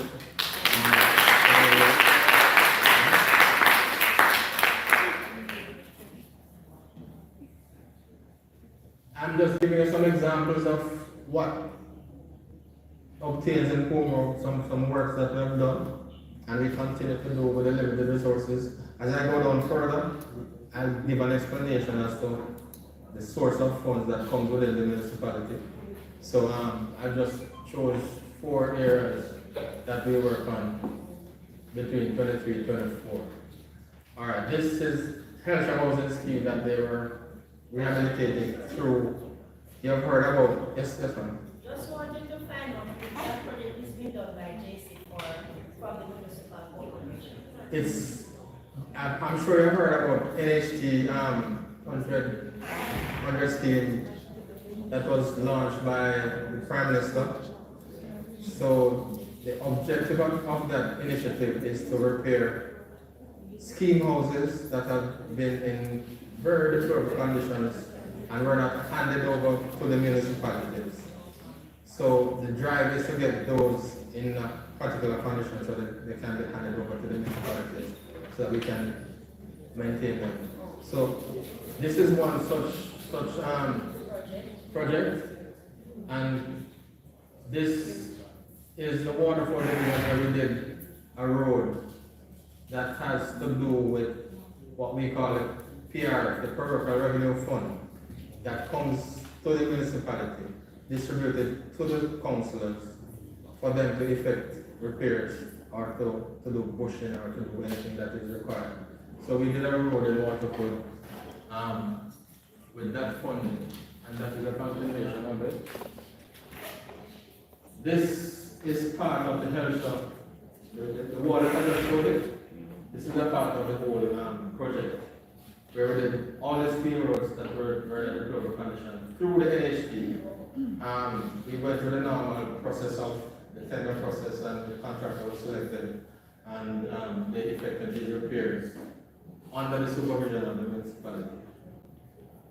Question, sir. So it's only the NHP, those roads would be associated? That particular road was done through the NHT in partnership with the Minister of Local Government and the Minister the Prime Minister's office, because he took the initiative to get that program to repair the 100 schemes on roads that were lagging and languishing in the poor condition for some time. All right, so question. So for instance, suppose you have a road, it's not a scheme road, but it was private road. And that person is no longer here. He has passed away. What happened to that road? That's underlying private. Underlying private. Yes, so what happened to that road? Even what underlying private? It remains private. It remains the same way. It remains private. It doesn't get fixed. If it is handed over to the municipality by some way, shape, or form. For private road, not quite sure. I'd have to do some investigation, but I cannot tell you that it's the norm for municipalities to accept responsibility for private roads. We don't do that. It has to go from a higher level, probably to the Minister of Local Government, by way of intervention through the Member of Parliament or whatever. But we don't, in other words, we cannot spend monies on private roads unless it is sanctioned by the Union government. This is a custom that was done through the PRF. We'll understand what PRF means when I go further.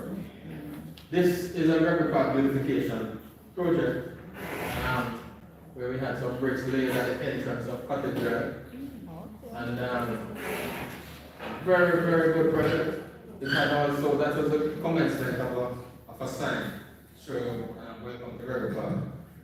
And it is a very good project. This one now we're repairing some drain walls that collapsed. There's a real issue in Portmore with collapsing drain walls. Based on the fact that I must admit there was some poor construction during the whole Matalan construction in Portmore. What we realized is that there was very few steel inside the road. And also what they used to backfill it added more pressure to the wall. It was not porous. And plus they never had any weak holes in the walls. So persons who understand hydrostatic pressure and all of that, once it's fallen, it's going to push the wall. So we had a lot of them collapse. Alright, coming to the resources now to do all of that. These are the resources of the municipality. You have what is called revenue funds. The funds are raised from the proceeds of property tax receipts and motor vehicle licenses. So it is very important that you pay taxes. And private community, sir. That won't benefit. Well, you drive on a public road to reach there.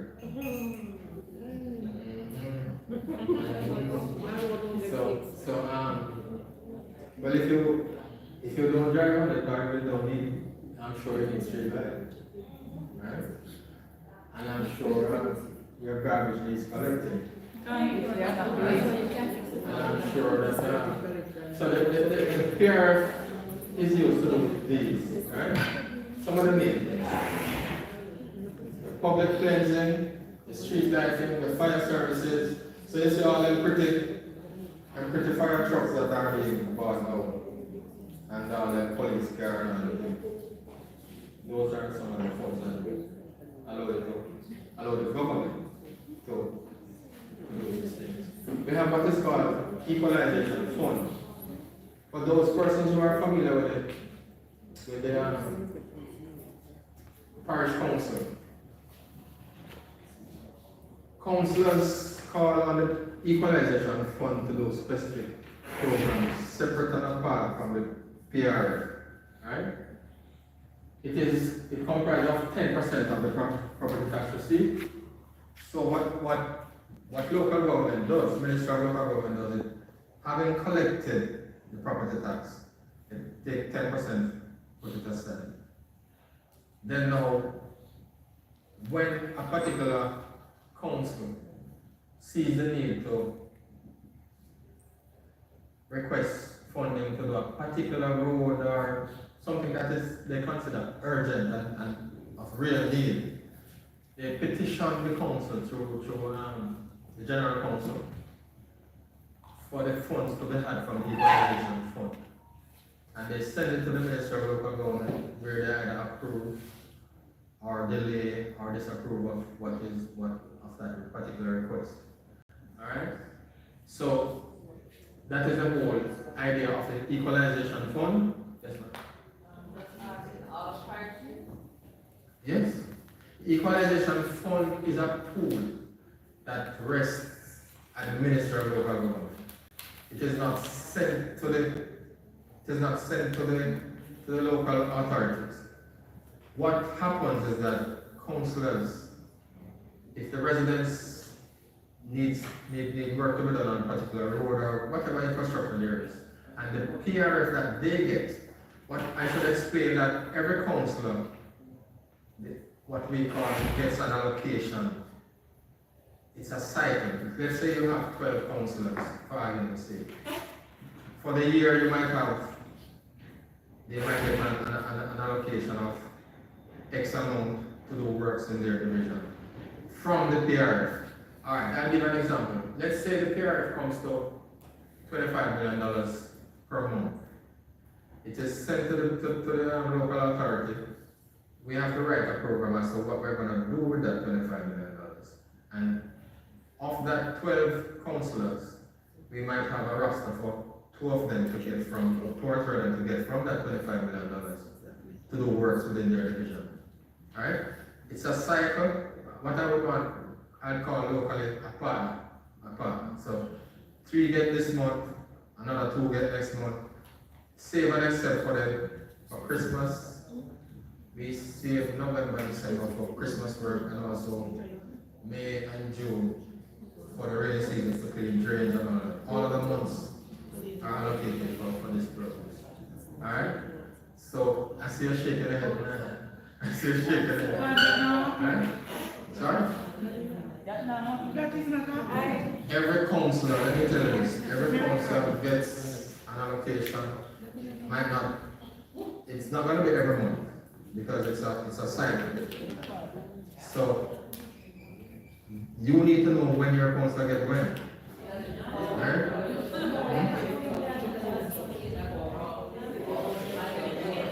Well,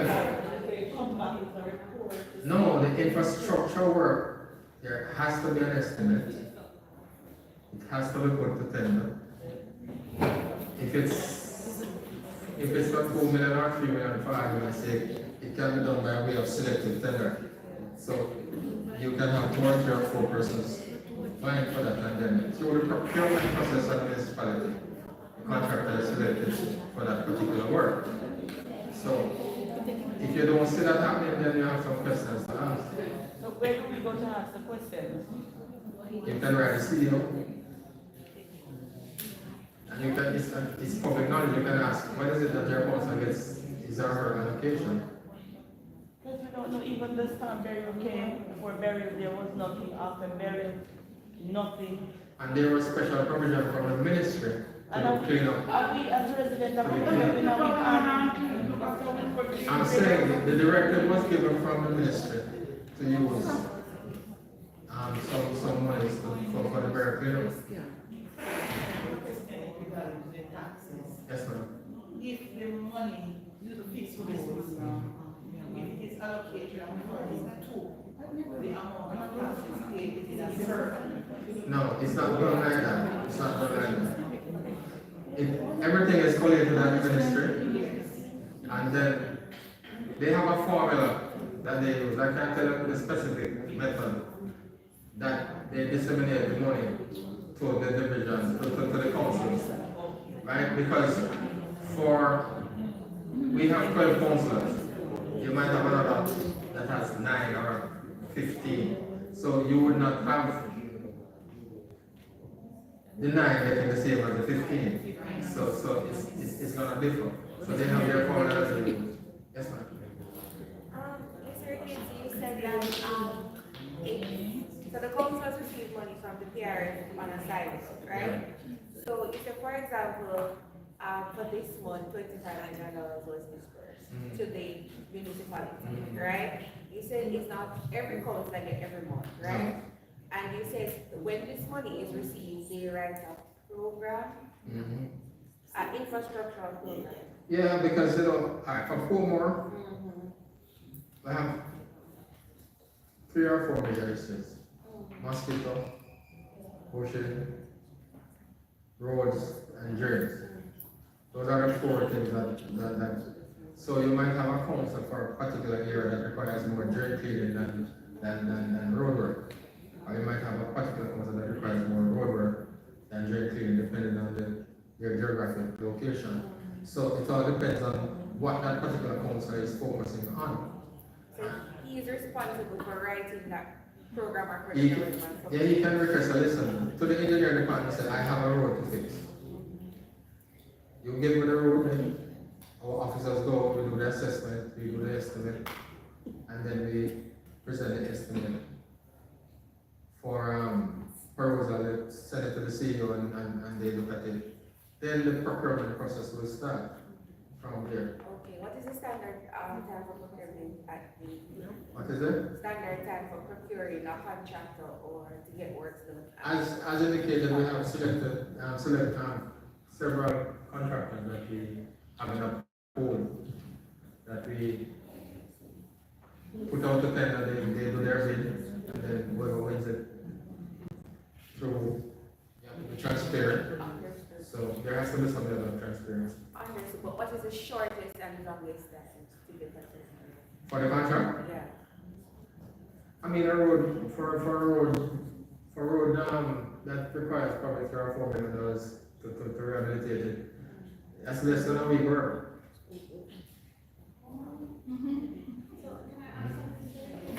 Once the procurement process is done, I mean, road work is pretty straightforward, you know? So say for instance, the council put in the request, January, and we are knowing, and the cycle has come around to him, and we are knowing August, right? At this present moment, the work would have been done and completed, right? Once all the procurement process has been completed and the contract has been awarded, yes. My last and final question. I want to know from this PRF, does the matter of disaster related situation, is this the money comes from that fund? No. Because like with top water, they have a landslide situation. So in that case, A landslide? You mean like a sign of a hill coming down? Yes. That should be done through the PRF or equalization fund, depending on what it requires a retaining wall. Yes, so to speak. If it requires a retaining wall, that's an infrastructure work. Ooh.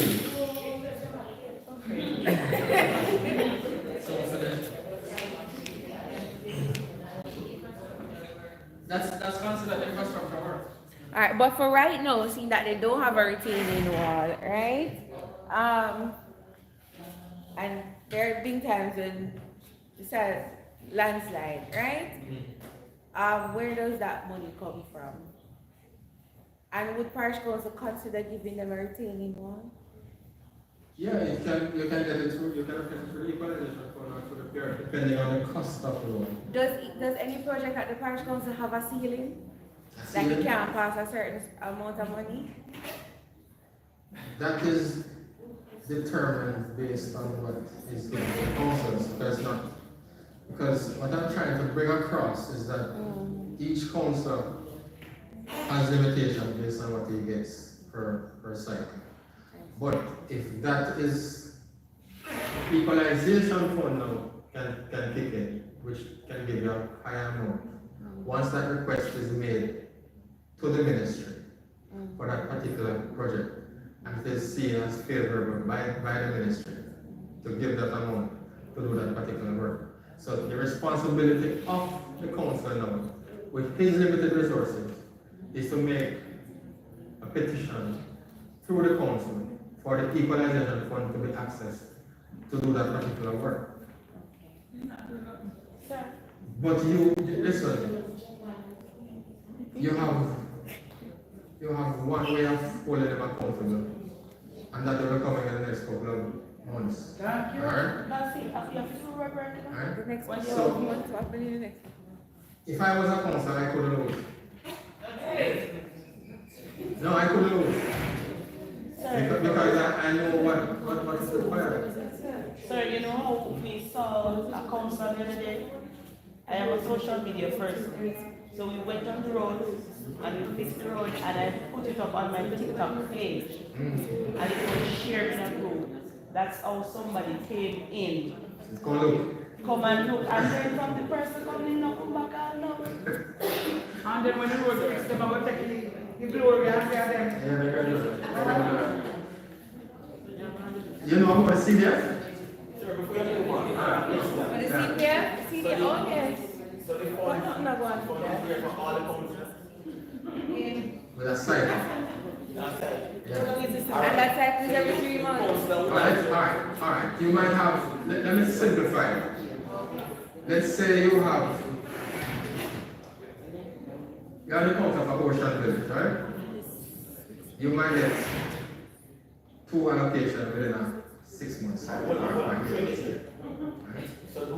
So then just get the allocation, or we have to write for the allocation? No, we have a roster. They can, if you have 12, you can decide that Ocean Division gets and Backstreet get for that particular month. Alright, so they go right for it, it's still there. No, it is, I make up the program. That's submitted to the ministry in order to get that particular money. So I know which division is to get when. So I know that Ocean is supposed to get in November. And Backstreet is supposed to get in November as well. And they do get it. Oh yes, they get it. So citizens are using project. They have to have a project. Because that is why it is, they have to write and determine what they want. they want They don't write. No, we have a form that they fill out. Right? So what he's saying is if the council doesn't have the line, that council will not get any funds. No, we have determined based on the system that for November, your division and that division gets, for the next month, that division and the cycle continues. So it's like a partner. You understand? So it goes around. Yeah, whenever they're doing work, yeah, man, for smaller projects, let's say for example, drain cleaning, let's say they have a project for $100,000. They fill out that form, they cannot determine how much money they'll get for that drain cleaning. The officers go there, do their assessment, or they can request. They give it the name of the person that is supposed to do it based on, because of the required procurement process. The area, and then after we go out and do the measurements so that I will say, alright, is that I want, you might want $100,000, but that's $50,000 to do the work based on the measurements and the rates. So the measurements and the rates that are determined by what we have some books that we use with rates and all of that. So we do that. So they can want 100 million if they want, but when you go there and measure it, it ain't gonna be that. Alright. So when you give that $50,000, It's a contract. The person that does the work comes in, sign the contract form. Right? Then we go, and then we do the assessment and we sign, I have to sign off on it. If we sign off on something, I don't, you know where I go. So you have to make sure that Yes. Or else you're gonna prison. What is the difference between the fund that you showed a while ago, this one? As for the MPs. Consider the development fund. This money, For the MPs. what you call MD money. The MPs. So if it's not used, it goes back? Hmm? If it's not used. You're not supposed to go back, but some of them are delinquent. Let me be honest with you, some of the MPs, and I never tell you this, alright? No. I never tell you. But I hear it on the radio anyway. Where you have money is going back. Because certain MPs didn't do the work. And because the time has lapsed. They have to send back the money into the pool. It's a pool, you know. The Constituency Development Fund is a pool. Let's say each MP gets $5 million. And if they don't spend that $5 million within a period of time, and a lot of them are guilty. And you hear, when I come in Parliament, I hear how much money going back. Because it wasn't spent. It goes back into the pool. So, they have this fund, plus one before that. So picture with me. No, the other fund is You for are the standing here, you see? council. So tell me where this falls. A piece of road from where you're standing down to that first building, dear son, needs to fix. This is what the Franklin School is. You see? You call council every day. So who fixes that? Is it council? Or is it council road? It's a parochial road. Once it's a parochial road, It's off the main. It's So off the the council main. fixes that in MP. there can be a collaboration as well. So you're going to execute. But here the technicality now. If you have a PNP MP and a PNP council, That's how we're gonna work. This road not needs to be fixed. yes. We need the list, needs to write the reforms from before, right? This is done through petition, through the council meeting, the equalization. So if she doesn't get the money from MP, she can apply through this one. Yes. And Granted though. this one is about through MPs only? This one? Yes. No. Directly to council. Yeah, and then the council now sends it to the ministry. So question, do the councillors know about this fund? Every single one. But let me put this into context. Let me put this into context. Please, let me put this into context. Alright, you have, for argument's sake, St. Anna's 16 councillors. 16 of them have requested for the 4 will have 12. The 12 of them have a road for them. And then sending the 12 states. And all of the other divisions, with all the other councillors have. So, there has to be some, what do you call it now, tier, as to the, when those requests are sent in, the ministry has to decide. They have technical officers too, you know, that go out and look at these requests. And then determine which one is more. Right? Right. So, the onus is on the ministry now to say, all right, St. Anne look like it's more serious and need to be addressed before Back Street Road. So there's always fighting for scarce resources, right? That will never change. It will never change. So you submitting, your council submitting to the equalization fund does not guarantee that you're gonna get it today. But don't stop doing the request. Alright, yes, sir. Sir, I heard you touch a point saying, not your words exactly, but there's a blue shirt, there's a white shirt and a blue pen. And because the blue pen is leading the white shirt, then they don't get the money. Alright, so what? We have the Prime Minister, we have the MP, and we have the same council, and still not getting nothing. That's not a All problem. one color. Under one umbrella, I'm still not getting nothing. Guess what happened, sir, the other day? You see, because of our road, our work on the road, we sell, you know what I do? Just like we talk about the money. Then come and see the drain clean, then go and put the petition and get the money, we don't get nothing. That's what I What do you mean? That there's somewhere the drain for? Yeah, because we do road with, alright. And they were paid for it? We see, no, alright, the baddest part of the road is our road. All Where right. we see clean, could have stayed. Because we clean our set up here, someone will come here and money run down there, so the road work. And the majority up here, so now we do it as citizens together. That road hasn't been touched in about 20 years. Divine intervention. They get the money. They get the money. Okay, if you can't get it. Because I am in Nigeria here. It's green. Yes, and we know that that's how they go. They identify green and yellow and here, orange and here. That's how you get it. It's unfortunate.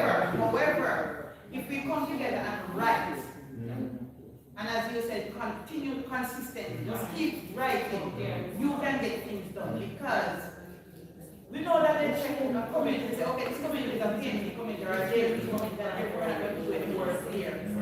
But I can tell you that I was able to get road fixed by an MP who probably would want to fix that road. Just Because you're right.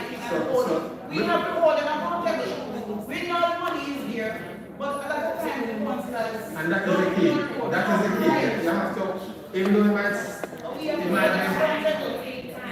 though it might be frustrating sometimes, you have to keep that.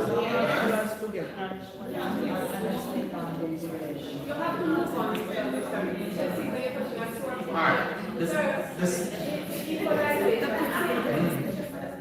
It's not a form of our proposal. For the equalization fund, they go to the meeting and request funding from the Ministry of Rural Development. No, not orally. They have to give us, they have to, in writing, and then it is sent. A big document. No, not a big document. Having made a request, it is the responsibility of the CEO, the Chief Executive Officer, to forward that request to the Ministry. Right?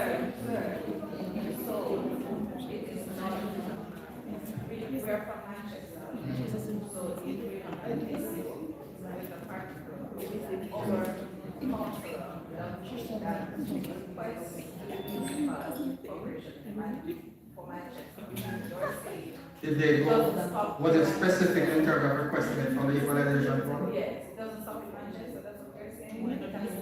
To the ministry, yes. Because the equalization fund is housed at the ministry. That is distributed based on what has been approved. That's correct. That's correct. That's correct. So you might be known to, you might be number 10, while there's a number 1 or number 5. So we have what is called a losing somebody. Right? Am I losing everybody here? Handing over fees is a little different because for schemes, when you have established schemes, I did one recently for Phoenix Park where you do a calculation of the roads and the drains and you do a percentage. Let's say it's everything, all the infrastructure value is about $10 billion. We put aside, we use 20% of that as handing over fee. So the developers would have to give us that money to put into our coffers to do any repairs after it has been handed over for us for a period of 2 years. Right? So the Macallans, all of them big developers. Once they do a scheme, they have to give us handing over in order for the municipality to take it over. Hence, that is one of the main reasons why the Prime Minister has to be fixing some of these roads now, because Some of the developers them dead, they never finished the road. Some of them missing in action, so, and some were handed over for some reason or the other. So, that's it. These are some of the sources of funds, and this one is of particular interest to you, JSIF, because we get from European Union, donor agencies, Caroline, CDB, and own source funding. Everybody understand what own source funding is all about? All the businesses of the municipality, the markets, and the tax parks and all that generate funds. Sometimes they're negative because the tax man refuse to go in there. All of them depend on the road. It's enforcement. Even when you pay it with gold, they don't want to go inside there. Because they have this first come, first serve mentality where they feel they have to go to the people and the people don't come to them. So even if you fix it, they find some reason not to go inside. I'm in agreement with it. I'm in total agreement with it. But if you notice recently on television, Minister of Local Government, they have built some new ones, they have repaired some. And when I was in St. Anne, we did some repairs to the one in, we call it again. Oh, the culture one.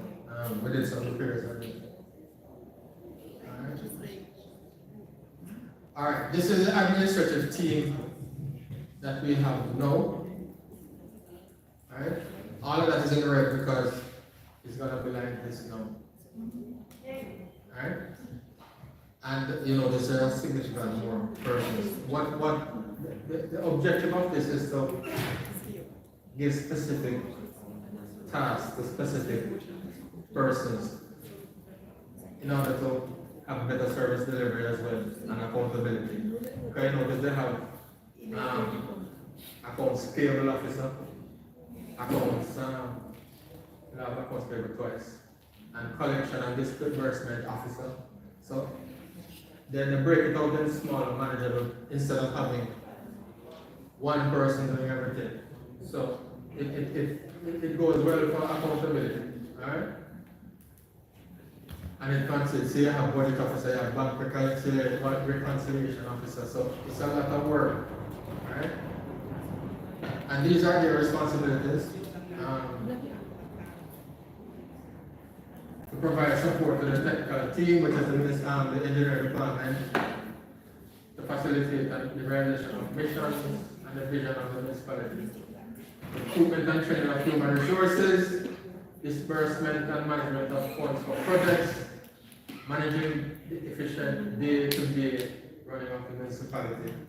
And audit, we have an internal auditor. Let's say we do a road.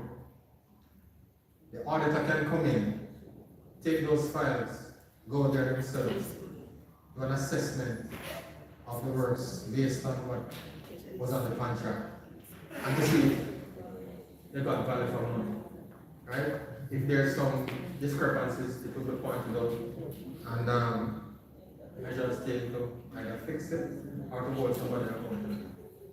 Sir, I am not school road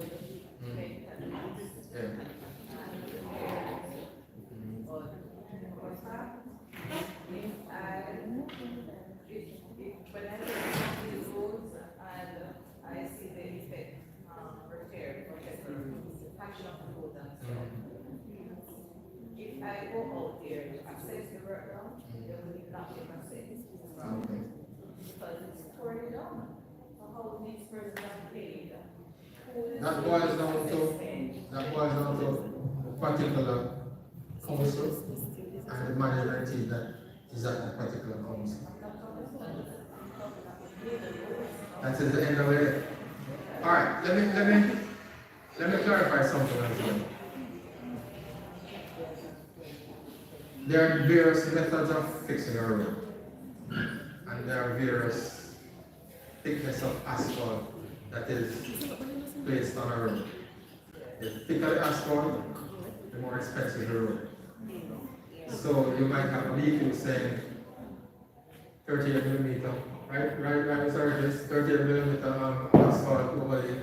You might have another one saying 75 millimeter. So it all depends on the design of the road. Because we can fix, if you notice when you're doing the highway, they have one layer of what I would consider for the local term, the course of type of asphalt. And then they put on top of that a finer wearing surface of asphalt. If we should do that for all of the roads, you would have 10 roads fixed, you'd have one fixed. Right? So the contract that is signed by and is agreed upon by the municipality and the contractor dictates the thickness of the asphalt, also the thickness of the marl base. So you can blame the contractor sometimes if they go below what was recommended. That's what I'm saying, Right? because I was of the opinion that they would sign a contract.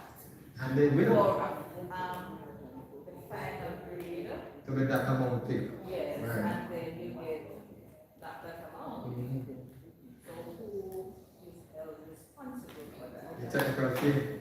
So when the technical team go, do they actually measure to see what was signed off on? That's what If you want to be more technical, on major construction of thoroughfares, you do what is called a cortex, where you do a circular thing and you look for the thickness of the asphalt, what was put down. But for a patching job, you're not going to do that.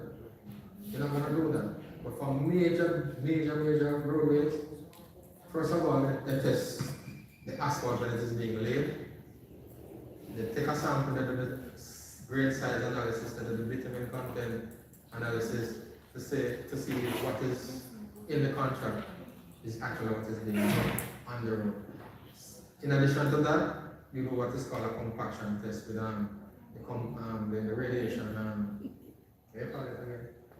the one that they put to test the compaction of the asphalt, the densometer, right?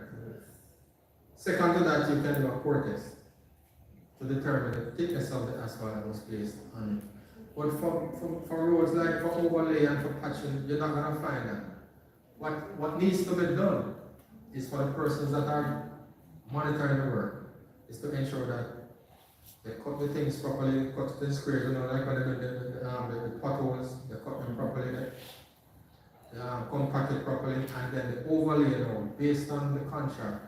If there's 38 millimeter or 72 millimeters to go on top of that, they have to ensure within reason that is what is placed on it. So it has to do with monitoring and supervision of the work.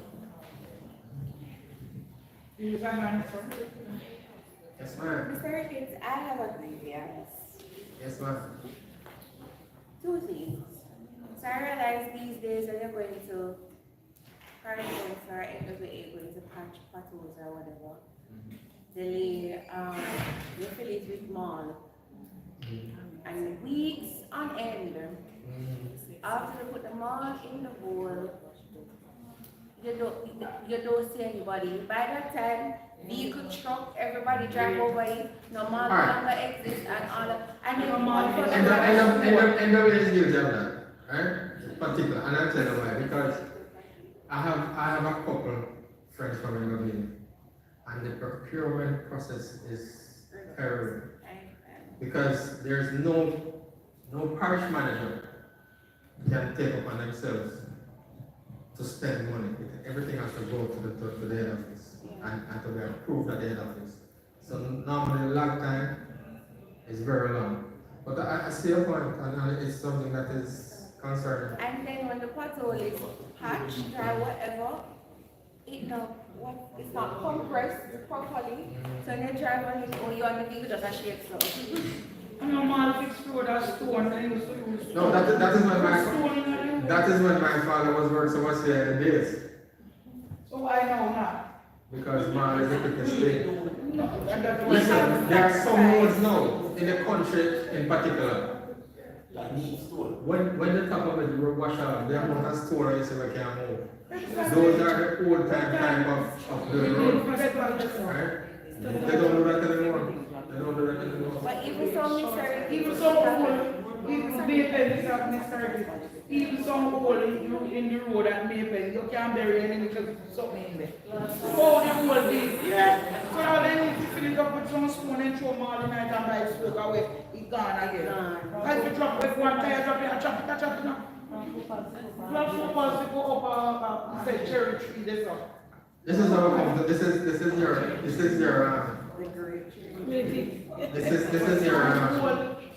is your slide now. And I was pleased when the presenter before me said you have to sometimes have to clean the drain for yourself and sometimes you have to move the bush for yourself. And I applaud for that. And it puts us in a bad light, the municipality. Right? And when I say us, I should even say us, because your representatives should have, you know? So,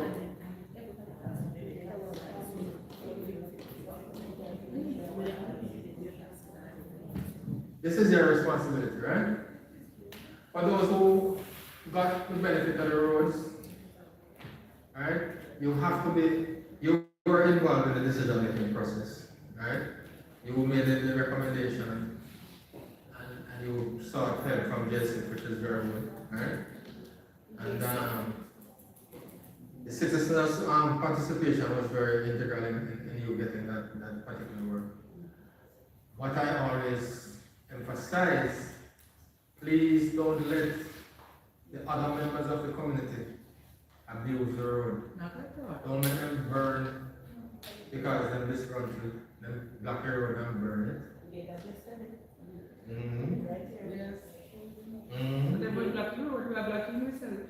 So, remember, when they burn it, the asphalt gets burnt. Okay, you get it finished? So I'm double nugget now? Yes. Alright, good. Some of them need to go further here, so. Alright? So, you go report whatever. You still like when you get the new road now? You don't get it. No, you don't get it yet. When you get it? They got this. And it's fixed. And when you Speak it into being. under pressure, and you also listen to that, under pressure, the member of parliament and the council, if you don't see one pothole and you need fixed, don't make the pothole become a cement road. Alright? Alright? It says be proactive.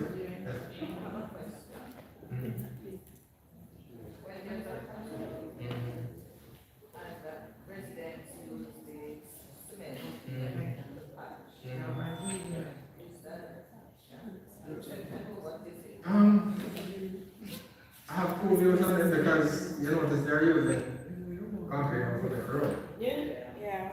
But concrete in itself is very brittle. Yes. And reinforcement of concrete is very costly. I know they have the fiber reinforcement now where they mix into the concrete and it's supposed to. But if you're driving from airport coming to cement company, you realize that those not lasting at all, the amount of cracks and things you see inside there. And that has a lot to do with the sub base and the base. Right? Front gullies seem to be doing very well, but there are still cracks in it. But there are a lot of things that you have to take into consideration when you're using concrete for roads. You have to have expansion joints for one, right? Because concrete expands. And the base and the sub base is very important. And the reinforcement is very important. Right? And that's it for me, so you can have lunch earlier.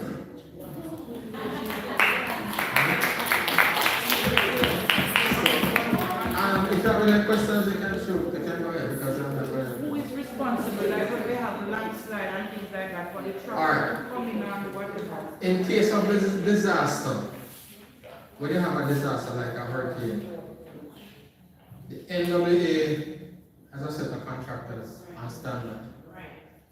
The municipality also have a set of contractors on standard to effect those, those short-term measures to clear if it's even from one side of the road.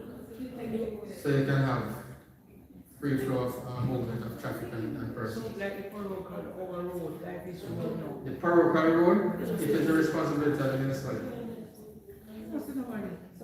Someone about that. We have to try, and we feel, and we try again. So, sir, when they clear just one side of the road for us to go, remember? They should come back and clear the rest. They can come back from when that side come on one side. Who is the representative? Who is the council? Five months. Mr. Moore, you need to ask for some more. Look here. There are some people who are not function at all. So, listen, the idea, listen, I live on a road in Kingston, you see? I live on a road in Kingston that they did some sewer repairs. And there was a rainfall and it collapsed. The council drive past, come check in front. Them sit down and talk. And he drive past it.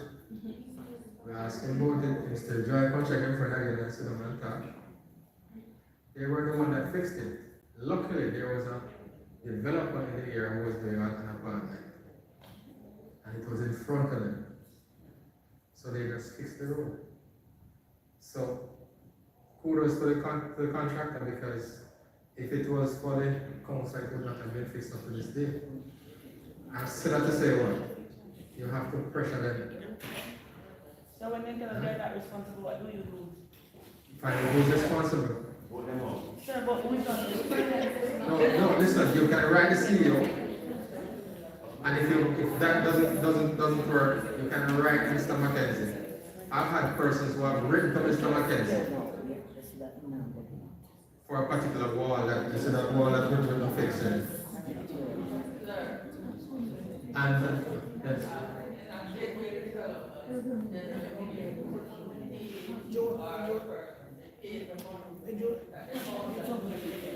and then what? So the council took the money? Okay. Is there any way that the money that is formula, that want to spend, they will never get So you have to be vigilant, you have to press your representatives. It might not happen today, but I don't think they like bad, they don't like bad publicity. Some of them don't care. So You just want to catch you them sucking it. So if there are no other questions, thank you very much. Alright.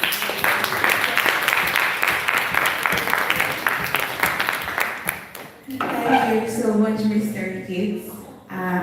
We really do appreciate the very clear presentation and the presentation that gave us some new information, don't it? Yes. Which I know most of us or all of us going to use to our benefit. Correct? Correct. Okay, lovely. So we're at the time of day where we're going to let you go and sit and have some food.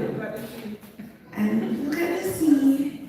If you might want to take your hour to walk down there, that's up to you.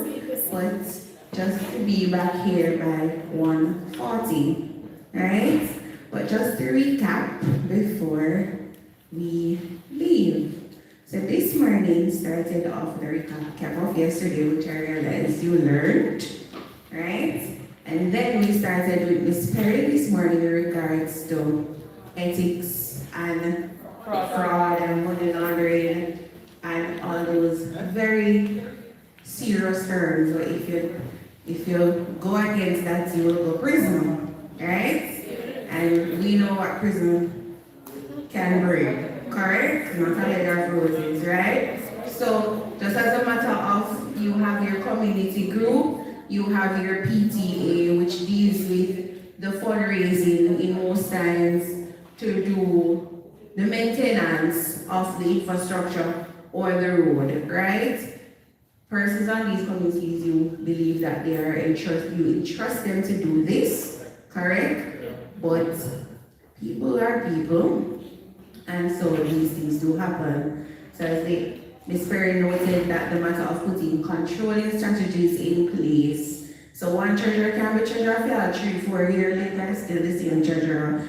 I don't know how the ministry works, but the bursar is the bursar for a while, I believe. But even so with the PT, you can have one PTA president or refill. For the entire time, his or her child has entered the school, then we get comfortable.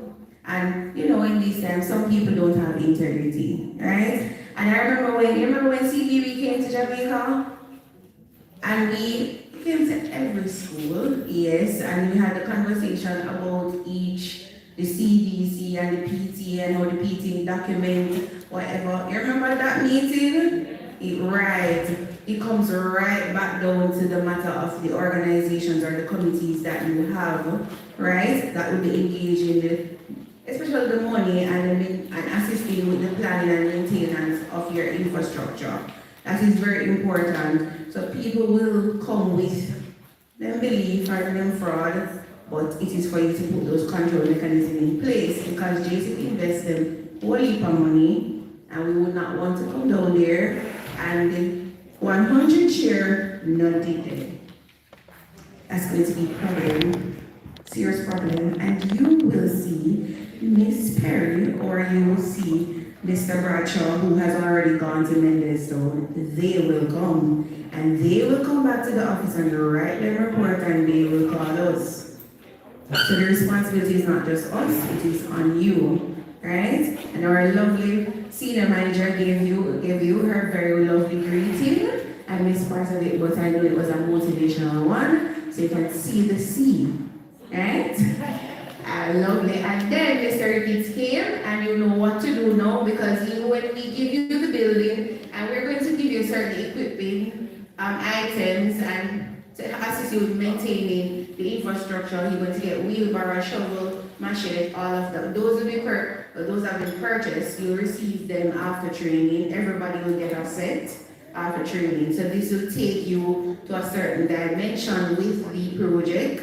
To assist you with maintenance, but thereafter we're going to have to work on getting finances to continue maintaining your infrastructure, right?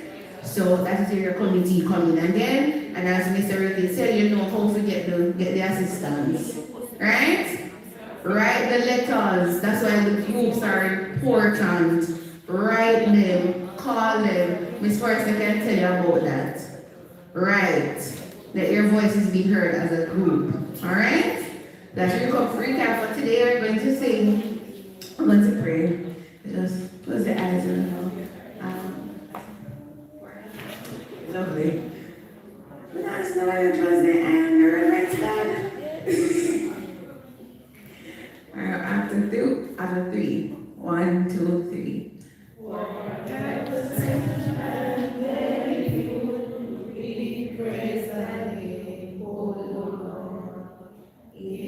Praise thy name, we praise thy name, we praise thy name, oh Lord.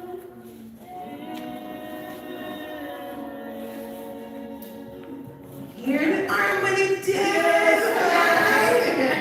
enjoy your lunch, ladies and gentlemen.